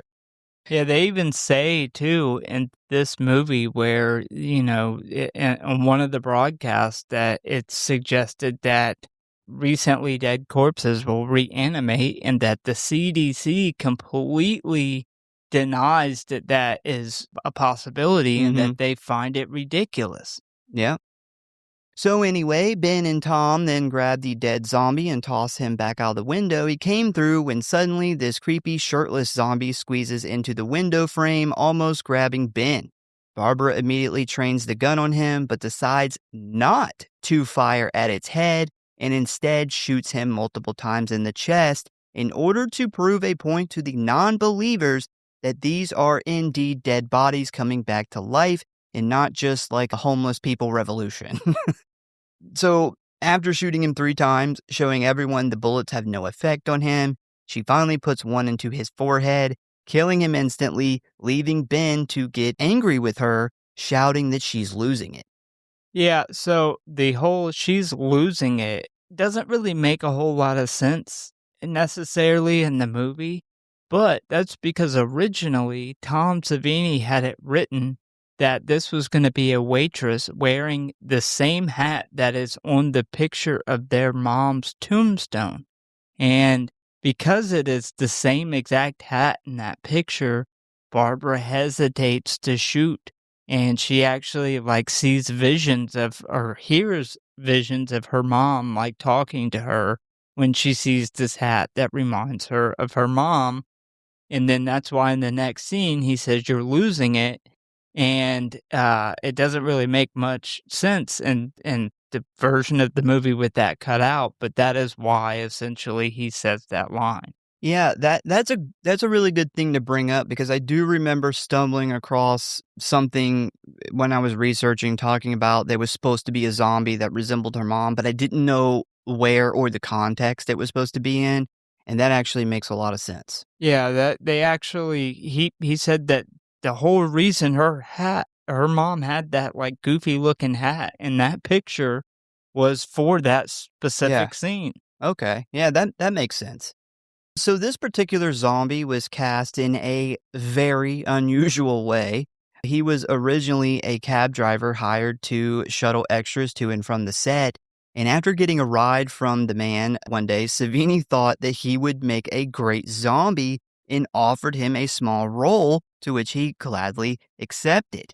And according to Patricia Tolman, once the man was in zombie makeup and on set, he was very creepy and even stalked her for that day, where he would follow her around and say, I'm going to get you, Barbara, as a joke. And she said it was very creepy. And she, of course, fondly remembers this. This wasn't like a bad thing. But another thing about him is, you know how he gets shot in the chest, right? The guy was so skinny that chest they made was fake, and they Yeah. put the squibs in it. And I was like, holy shit, he looked skinny then too. Like, Yeah. how skinny was this guy? Another thing too is the Mr. McGruber zombie was a guy that was in a diner eating when Tom Savini was eating, and he just walked up to him and was like, "You'd make a good zombie. Do you want to be in my movie?" Huh. There's so many zombies that were just people, regular people. Yeah, I think it was after Romero came in and cut that scene of that being a waitress that looked like her mom, is when he looked to the cab driver who had been taking them back and forth. But yeah, he said that I guess that guy was so skinny that was as close to bear skin squibs going off, as in the squibs that go Yeah. off whenever there's like bullet holes and people get shot, as close to a squib going off on bare skin that had been done in Hollywood up until that point. Yep. So just to recap real quick, Barbara's pissed off. Ben can't stop fighting with Cooper. Judy is traumatized after seeing someone she knew get his head blown off. Tom is exhausted from trying to keep everyone from killing each other, plus fix the broken barricades. Helen is scared to death, and her daughter needs immediate medical attention. Cooper is shocked after being proved wrong for apparently the first time ever in his entire life. And finally, Sarah is literally by herself dying in a shitty, damp basement. So, looking pretty grim for the group here. So next we skip to about an hour later, where we see a lot more zombies walking towards the house as the group is finishing up their barricades. And at this point, it seems like Barbara's demonstration must have worked, because everybody, minus Sarah, is helping, including Cooper. Well, he's helping a little bit. But while taking a much needed break from handing Barbara one fucking board, Cooper walks over to the hallway where he hears a newscaster on the TV upstairs, prompting him to sneak up there so only he will have the information they are putting out. And basically what the newsman says is, the military has been activated and sent into the cities to help, along with local law enforcement. And until they gain some control, emergency rescue is impossible. Many of these small towns and community law enforcement and fire rescue services have collapsed, leaving regular everyday people to step up and help each other when necessary, with some even going further and becoming vigilantes. A lot of these surrounding areas are dealing with no phones, electricity, or water, and are advised that the government is working on setting up emergency rescue stations across the county, and that people should stay indoors and wait for help to arrive. He then goes on to say that the scientific community is looking into the phenomenon, with some blaming the ozone layer, chemical weapons, and even voodoo, mysticism, and aliens, aka they got no fucking clue what is going on. He then looks down at his paper with a confused look on his face, reading it 2 or 3 more times just to make sure he understands before he puts out this news to millions of people who are desperate for information. After putting his glasses on and he is sure that he read it correctly, he then announces to everyone that it has been reported that the bodies of the recently dead are returning to life, driven by an unknown force that enables the brain to continue to function. Now, despite all of these reliable reports, the CDC rejects the theory and blames the event on bacteria, disease, or a highly contagious virus. After informing everyone of what the science community is saying about the rabid flesh eaters, the reporter then goes on to inform us about what the religious leaders are saying, immediately announcing that they are already calling this Judgment Day. But before he can continue, a devious Cooper unplugs the TV and carries it downstairs. I was kind of curious of what the religious people are saying. Oh, you know what they're saying. It's the same in like every zombie movie, because it's so predictable about what they would really say. It's that hell is full and the Dead walk the earth. dead are walking the earth. This is the rapture. This is Judgment Day, or some form of the rapture. And, he unplugged it because he knew what they were going to say. Cooper's like, I don't need to hear this shit. I already know what they're going to say. So yeah, Cooper takes the TV and he's carrying it downstairs, and Ben spots him looking fucking sneaky. And he quickly confronts Cooper, grabbing the TV and attempting to pull it away, which results in them both dropping it, where it then falls down the stairs. Once this happens, it causes another huge fight to break out between Cooper and Ben. It quickly turns into a physical fight. Tom and Judy then bear witness to Ben playing the piano with Cooper's face. By the looks on their faces, they've just about had enough of these two and the fucking bickering and the fighting. It never really says what Cooper was doing with the TV, though. Well, he does say that he wasn't taking it down to the basement because the basement clearly gets no reception. And I think he was bringing it down to where everybody was at downstairs. I think this was put in there to show that although Ben is a good leader, he's letting his alpha male of wanting to run stuff and his dislike for Cooper get in the way of what is actually best for the group. Yeah. Now, instead of boarding up doors and helping with that, he's in the middle of fighting Cooper. So now neither one of them are actually helping with what the plan is. They're both off doing their fighting thing. Agree. Totally agree. Ben's ability to not just, constantly watch and fight with Cooper is his downfall. 100%. Yeah. So after that, Barbara's ready to get the fuck out of here, prompting her to run out the back door and scan the area where she spots about 10 or 20 zombies very slowly moving their way. We then see the rest of the group follow behind her to see what she's doing, when she then shows Tommy the zombie she killed earlier and asks if this is his uncle and he might have the gas keys in his pocket. Judy and Helen immediately start searching the body while Tom, Ben, and Barbara stand guard, where she notices the zombie that killed her brother approaching from the side. She then aims the gun, tightly squeezes the trigger, and hits the zombie in the head, finally putting an end to him once and for all. I think this scene's put in here, not necessarily, for revenge, but this signals Barbara's final transformation. And when she killed that zombie, the zombie that scared her so bad she couldn't even talk, she was also killing the old, weak version of herself, which we learned from Johnny was created by this overbearing, controlling, abusive mom. And this is Barbara finally being who Barbara has always wanted to be.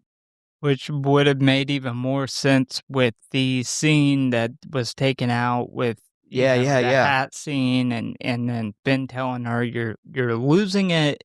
And then this would be finally her breaking free and being the character that she is for the rest of the movie. Yeah, so after this, she again tries to convince Ben to make a run for it, ditching the gas and truck idea. But he again shoots this down, saying it's too dangerous. Barbara then continues to try and get Ben to see that she's right, but it is soon cut off by Judy, who has finally found a set of keys in Uncle Reg's pocket. The now excited group then runs back inside, where they begin to make their plan of escape, which is just in time, because as we are about to see, there are 100 to 200 zombies all headed for the house. This is another example of Ben's inability to listen to somebody else's plan. So here's the plan. Ben and Tom are going to make a run for the truck. They're going to get it started. They're going to pull it up to the gas pump that's sitting on the edge of the property, fill it up, and then come back for everyone else. Simple, clean, straightforward. Except Judy then decides she is also coming, because according to her, she's good at driving farm trucks. This doesn't seem like a problem right now, but it will come back in a few minutes. Right before they head back outside, Ben informs Barbara that he wants her to stay in the house just in case Cooper tries some shit and he needs to get back inside. And at first, Barbara tries to protest this, but Ben isn't taking no for an answer.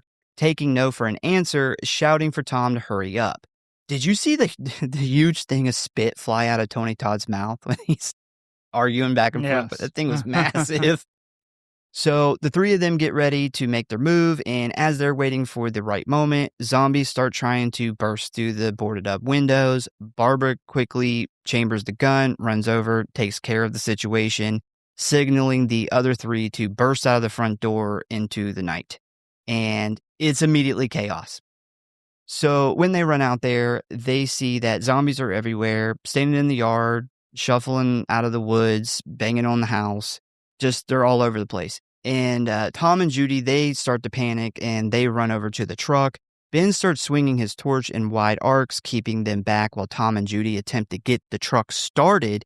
And it is at this point where he looks back and notices that Barbara is still fighting off this zombie in the doorway who kind of got past them when they ran out. But despite his fondness for her, Ben realizes he must stay with Judy and Tom, trusting that Barbara can handle it if he wants the plan to work. Meanwhile, inside, we see Barbara has been abandoned by Cooper, who is currently trying to drag Helen down into the basement. But Helen gets away, running over to help Barbara by the door, where she ends up getting grabbed by the throat by a zombie, and this is what forces Ben to finally run over with the torch and pull the man off, throwing him off the porch with one hand, which is badass, dude. Like, Ben manhandles these fucking zombies. So once the door is clear, Barbara steps out with the gun and starts helping thin out the horde. As Ben sets one on fire, it continues to push the zombies back with the torch. Once the situation is somewhat under control, Barbara heads in the house, slamming the door behind her, when suddenly Judy gets the truck to crank, throws it in gear, and punches the gas headed for the pump. This is where we get it was cut in the theatrical version, but we actually get Tom does that fucking head explosion. Yeah. And this is like Tom Savini can do some head explosions, dude. Like, you think back to Maniac, and it looks good. This is done with a real shotgun. Yeah. Oh, was it? Damn. Yes. Yeah, The special effects guys said that in their interview. They're like, we can't even do effects like this anymore because it was done with a real live round fucking 12-gauge shotgun. That's the Tom Savini special, because he just fills a fake head up with craft services and shoots it with a shotgun. You remember in Maniac, he fucking they do that guerrilla style shooting, and it's the fucking best kill of that movie. Yeah, and the MPAA, of course, had it removed for the R rating. Thankfully, it has been restored into the film, along with all this other stuff. Definitely get that 4K Steelbook if you haven't, man. So with the truck now started, Judy takes off, totally leaving Ben behind, forcing him to chase after them, where thankfully he manages to get into the back with Tom, but unfortunately, Judy must have a lead foot because she ends up speeding through a turn, which quickly throws Ben out of the back, where he lands on the side of the road, watching them speed off. Tom immediately starts yelling at Judy to stop and go back for Ben, but she keeps on going, hell-bent on getting to that gas pump. Once she makes it, she throws the truck into reverse and backs in next to the pump, expecting the two men to jump out and refuel, which is why she is so surprised to learn that Ben was thrown out, claiming she never heard Tom's pleas to go back for him. They then spot Ben running towards them at the bottom of the hill, prompting Tom to instruct Judy to go down there and get him while he unlocks the pump. But the truck is finally out of gas and refuses to start. And it is at this point where Tom realizes these are the wrong fucking keys. Wow. Yeah. They risked it all for a set of keys with no label. I think the only downfall of Tom in the whole movie, because he's the one character that, I wish he would have been 15, 20 years older and had that leader, because he is not caught up in all the who's gonna do what bullshit. He is 100%, about the plan the entire time. This is the biggest and only mistake that he makes, and he fucks up. And sucks that he is as young as he was, because I think he could have made a good leader had he been in his mid-30s. Man, they would have been better off if they'd have just sent one person on foot to check the key.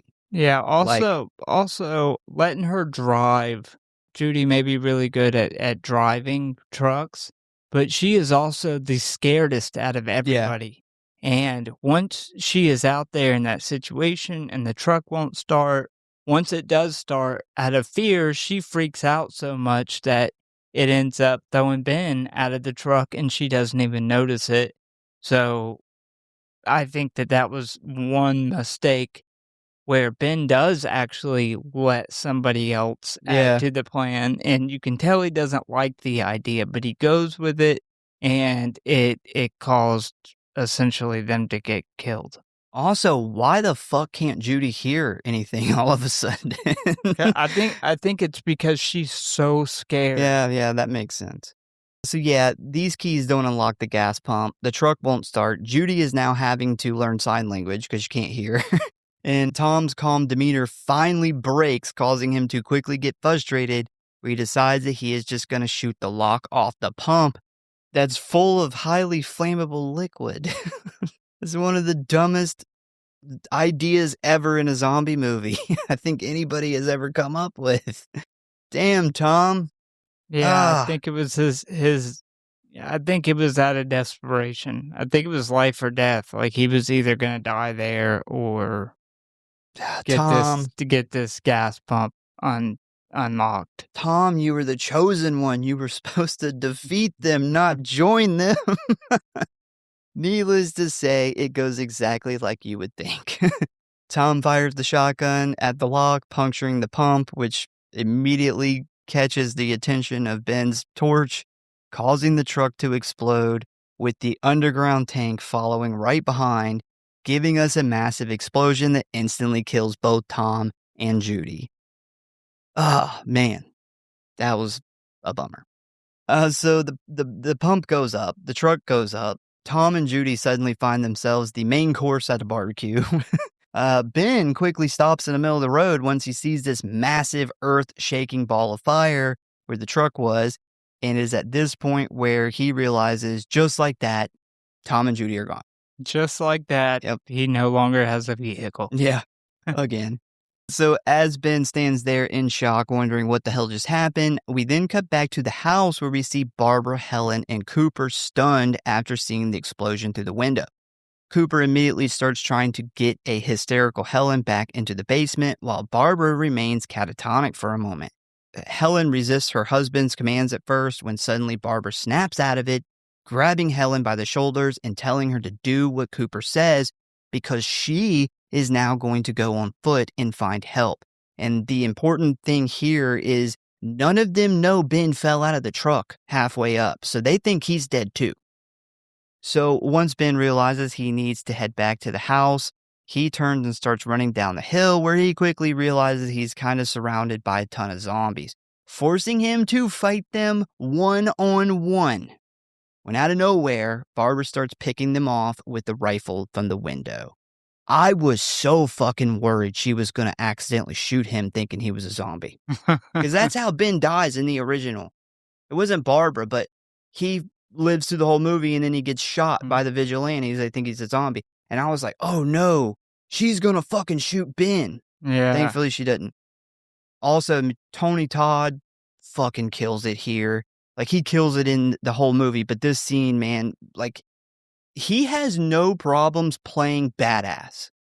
Like, he does. This is one of my favorite roles that he ever did. Yeah, he's literally kicking ass all the way down this fucking hill. Like, literally hand-to-hand combat with, like, 100 zombies. Badass. So while Ben is trying to make a full sprint back to the house, Cooper decides to reach a new level of being a piece of shit, as we then see him send Helen into the basement while he attempts to attack Barbara to steal the gun. We then follow Helen into the basement, where we see her get a confused look on her face as she stares at the now empty table where her sick daughter once laid. And after doing a quick scan of the room, she still doesn't see her, prompting her to call out for her, when the now zombified Sarah steps into frame behind her, looking very hungry. Helen quickly turns after hearing the footsteps behind her, where she finally sees Sarah, and after realizing what has happened to her, she begins to uncontrollably sob when suddenly the young girl attacks her, sinking her teeth into her mother's neck as the camera quickly cuts to a gardening tool hanging on the wall, which then gets splattered with Helen's blood. And that is, of course, a callback to the original film where that Sarah kills her mother with that specific type of tool. I don't know what that thing's called. So back upstairs, Cooper attacks Barbara, spinning her around and grabbing her gun, which allows a bunch of zombies to reach into the window and grab her by the neck, preventing her from fighting off Cooper. And right as Ben makes it to the front door, he hears Barbara's screams coming from inside, and he instantly knows it's Cooper. That motherfucking Cooper. Ben moves with a sense of urgency, but unfortunately the door is locked and he can't get inside. And to make matters worse, his banging and Barbara's screaming is drawing like more and more zombies to the house.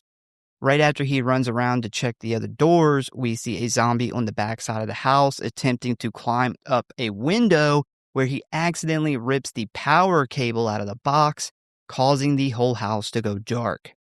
Inside, Barbara has finally managed to get free of the zombies, but continues to fight with Cooper over the gun, with only the light from a fire kind of illuminating the room. While she continues to struggle over the gun, she hears Ben outside banging on the door, forcing her to make a decision. Give up the gun and save Ben, or let Ben die and try to get control of the rifle and kill Cooper.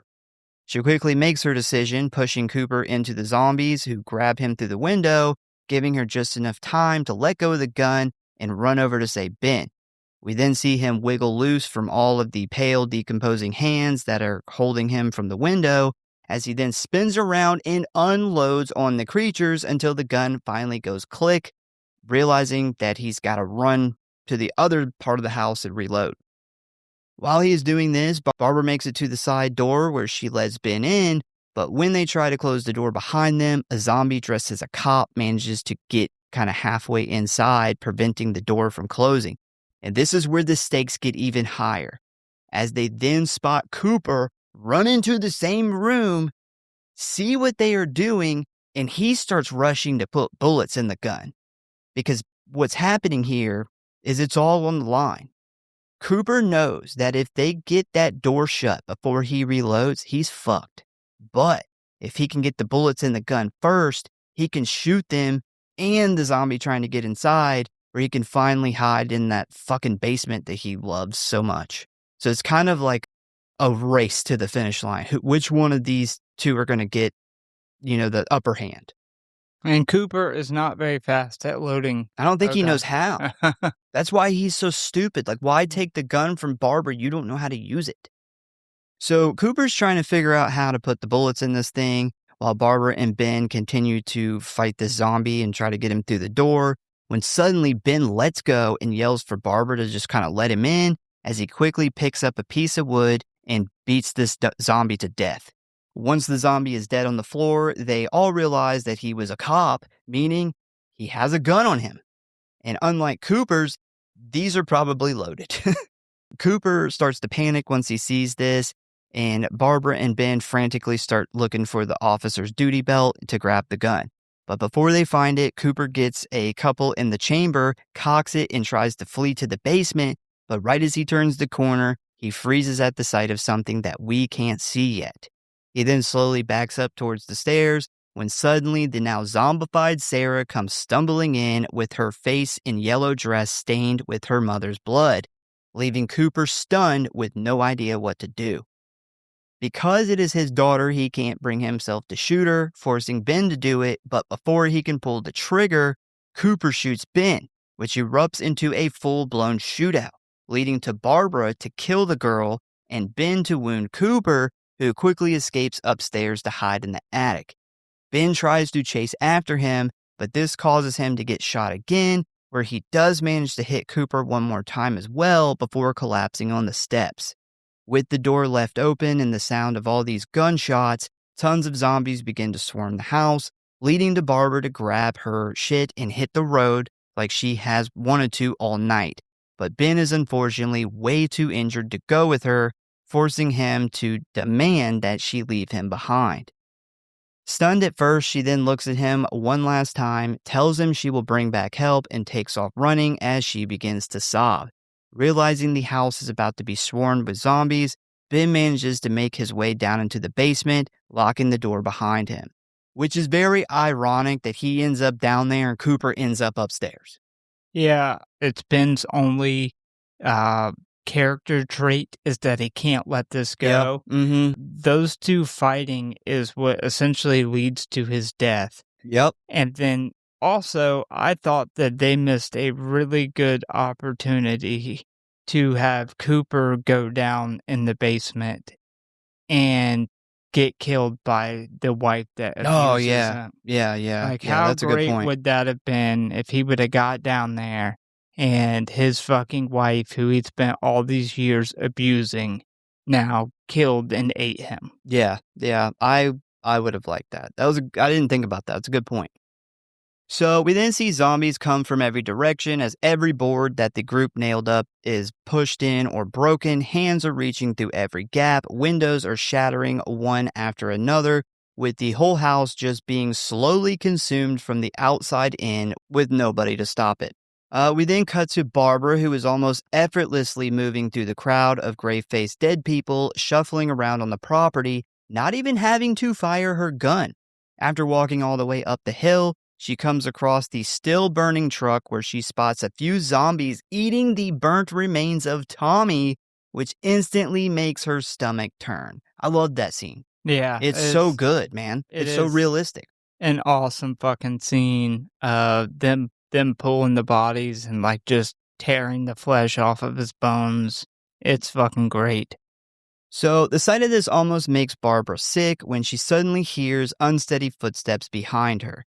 And this causes her to turn around where she spots an old lady zombie still carrying a doll. And after everything she has been through tonight and every wall that she has emotionally built up in the last few hours, this just breaks her. She just kind of sobs and pushes it away. This is a crack in her emotions only for a moment, as she then gets it together, aims the gun at the old lady, and fires while the last bit of tears stream down her cheeks. And suddenly, she lets out this scream of, oh God, before she kind of like walks off. And I thought for Patricia Tallman, who is mostly a stunt woman, this was some really good acting. This is a really good scene. Yeah. Yeah, I thought she was incredible throughout this whole movie. Yeah, she kills this scene. So she walks right through them, and just like she told Ben, like the whole fucking movie, so she walks right through them and into the open road beyond. So after that, we then cut to Ben in the basement, where he finds that he has locked himself down there with a now reanimated Helen, who he immediately kills. We then get some fantastic scenes of all the zombies eating dead flesh, stumbling through the house, and even one attempting to eat a live mouse. They all look good, like the special effects team knocked it out of the park here. Ben then finds a radio that he flips on and he hears some locals broadcasting, telling them not to attempt to reach any of the rescue stations because the reports are true and dead people have started to come back to life. Ben laughs at this while he tries to smoke his last cigarette, spotting the gas pump key hanging on the wall just a mere 2 feet away from where he is sitting, which causes him to totally snap, laughing so hard he spits out his cigarette and doubles over as the screen fades to black. What a coincidence. We then cut back to Barbara, who ends up almost getting mistaken for a zombie and shot by vigilantes, forcing her to dive into the back of a truck for cover where a bunch of dead zombie bodies are being kept. She screams at the men not to shoot, where they then realize their mistake and rush over to check on her. And while getting out of the truck bed, she spots the dead body of her brother Johnny, who obviously turned into a zombie after she ran from the cemetery. We then cut to the next morning where she has been taken to this kind of big like headquarters camping area for vigilantes, law enforcement, the media, some survivors, and she is woken up by a helicopter above. So one, this helicopter is the same helicopter from Dawn of the Dead. Huh. That's fucking cool. The other thing is the sheriff that is talking to the news reporter is producer Russell Streiner, who is mostly known for the original Johnny in the 1968 version, where he delivered the most famous line. Yeah, another interesting thing about that is George Romero was supposed to play the sheriff, and he was like down to do it. That was going to be his cameo until the day of, and then he backed out and suggested that the original Johnny play the sheriff. Do you know why he backed out? Nope. Oh, No, damn, it was the guy who played the original Johnny who did the cameo who said that it was supposed to be Romero the whole time, and that he was completely, like, down for the idea until the day of shooting, and he said he don't know why that he decided not to do it, but rather he just didn't wanna do it because he was afraid to do it, or more so that he just thought it would be cooler if there was a cameo from the original Johnny in the movie. Whatever it was, he backed out on the day of. Huh. So, long story short, Barbara joins this organized group of armed men making their way through the area, killing zombies and burning the bodies of what's left. And despite the fact that she is exhausted, hollow-eyed, and covered in dirt, she joins the sweep team as they work their way towards the farmhouse where she left Ben the night before. Once the property is cleared and things go quiet, she heads inside the home, worried about what she will find. She quickly spots two men using a chainsaw to cut through the barricaded basement door, where she then watches intensely at who or what will step through the doorway, secretly hoping her friend will still be alive.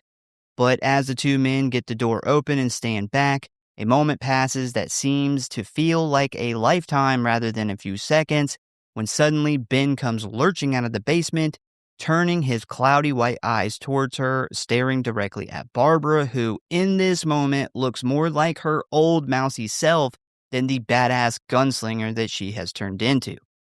As they stare at each other, there is a long moment of silence when out of nowhere, one of the men let loose a barrage of bullets from his M16, hitting zombie Ben in the head, killing him.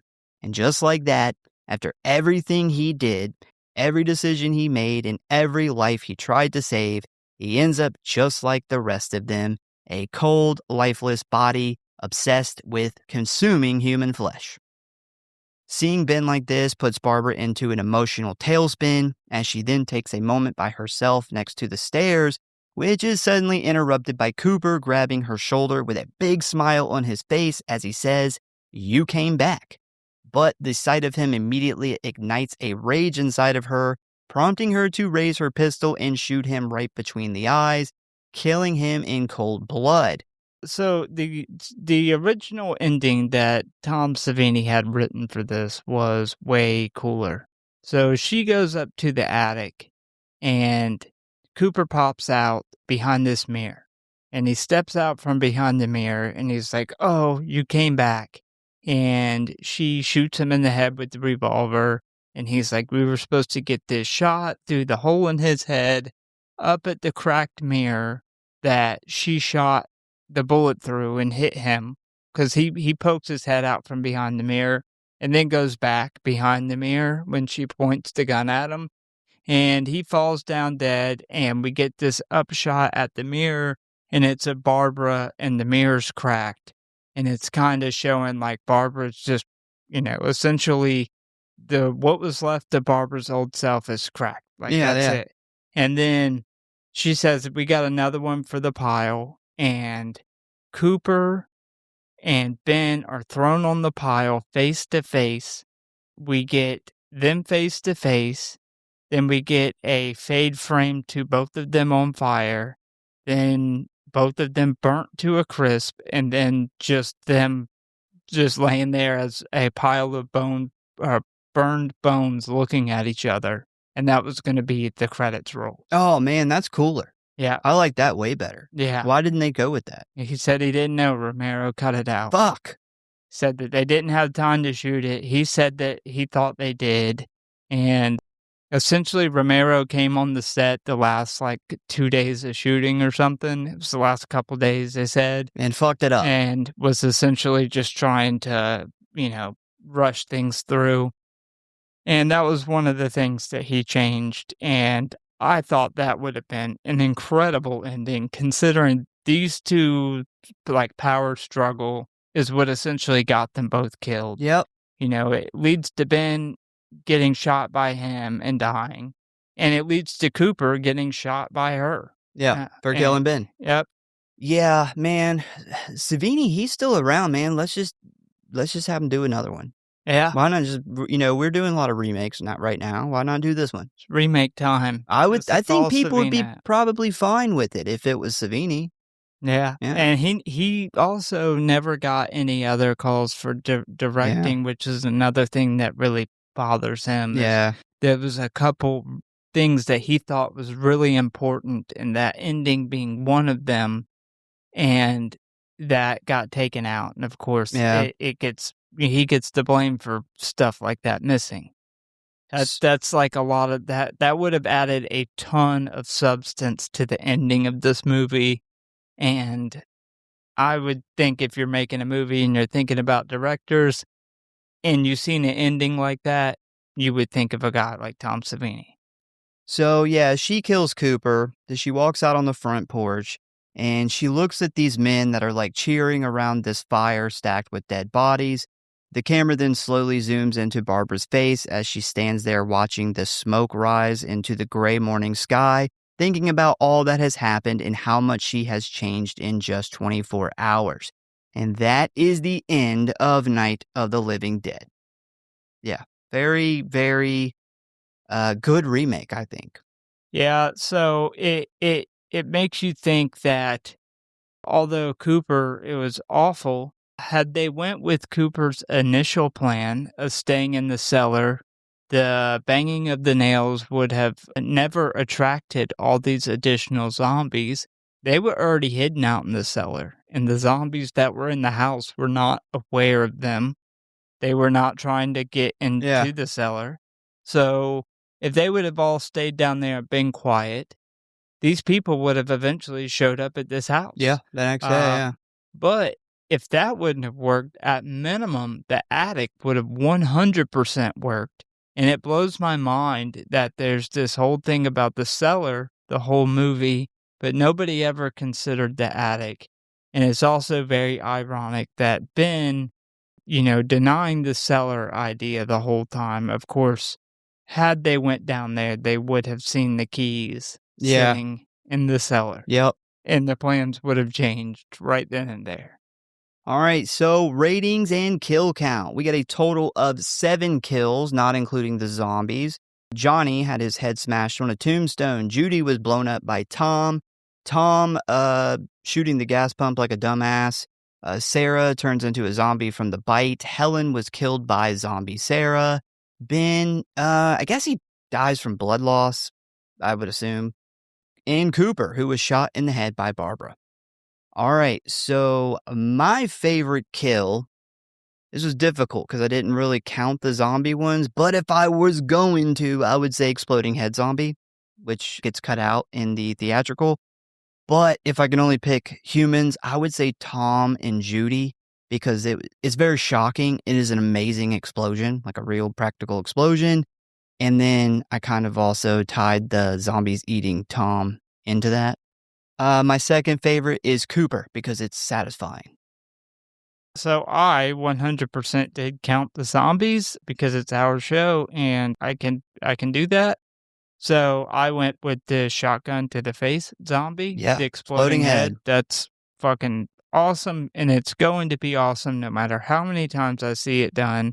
And my second was the zombie farmer in the overalls that gets killed very early on, because in the uncut version, we get a second look at his head bashed in, and we get a very long look at it, and it looks incredible. Yeah. All right, so film rating. I gave the theatrical cut a 4.4, but I gave the director's cut a 4.6. I love the director's cut. The black and white beginning, the kills that they originally removed. As for like the standard version, like I personally like that it is close to the original. I don't know why so many people harp on that, because when I see a beloved movie I really like being remade, I still want it to resemble in many, many ways the other one, just kind of updated. But yeah, I love that it's that close to the original. I also love the changes with the ending and the characters. Barbara, way better character. Tony Todd does a fantastic job as Ben. I actually think he's better than the other guy. Some people probably going to hate that, but I think Tony Todd kills it in this movie. Honestly, this is a really good zombie movie, and I think it gets overlooked, which is a shame. The zombies are fucking awesome in this movie. But yeah, 4.6 for me. So I gave it a 4.5. I think it's an absolute classic, despite all the negativity that went on in the background during the making of this. I do think it's an absolute shame that we didn't get to see Savini's, all his ideas. I mentioned about Agreed. half of the ones that he went over. I didn't get to mention the other ones going through the plot just because of time. Yeah. But I mean, there was even some that were like, through the head shots, but they were done like he made the practical effect teams make the inside of this head that had been shot through, like a big version of it, so the camera could pan through it. And, just awesome, awesome stuff like that. It's a shame, but the movie we got was still great. Some of the best looking zombies in cinema history. Any practical effect team hand selected by Tom Savini is going to be impressive, but I thought they went above and beyond. I thought Tom Savini's storyboard approach really led to some really awesome cinematography type camera angles. I thought the acting was phenomenal. This is Tony Todd's, if not his favorite role, in my personal opinion. It's got to be in the top 3. And I think it stays true to the original while it being different enough to make it its own movie. Yeah, I agree. I think this is a great remake, which is rare. It's really rare to have a remake possibly stand up to the original. And I think that this does. The original is such a big deal because it was the first one to do it. But that doesn't necessarily mean that it is a better movie than this one. I definitely see us doing a remake versus original with these two because now I'm just very curious. Yeah, I think Romero kind of let his own ego kind of step in the way of some of the things Tom Savini wanted to do that he thought would have taken it too far away from what the original was. Mhm. But hearing directly from Savini what those changes were, I don't think it would have changed the movie at all. I think it would have just amplified it and made it that much better of a remake. Yeah, agree. So once again, we thank you guys for listening. Please give us a follow or like if you enjoy the show. Check out the website, check out the socials. Tell a friend, a family member, or your favorite living dead girl about the show. And we hope to see you next time.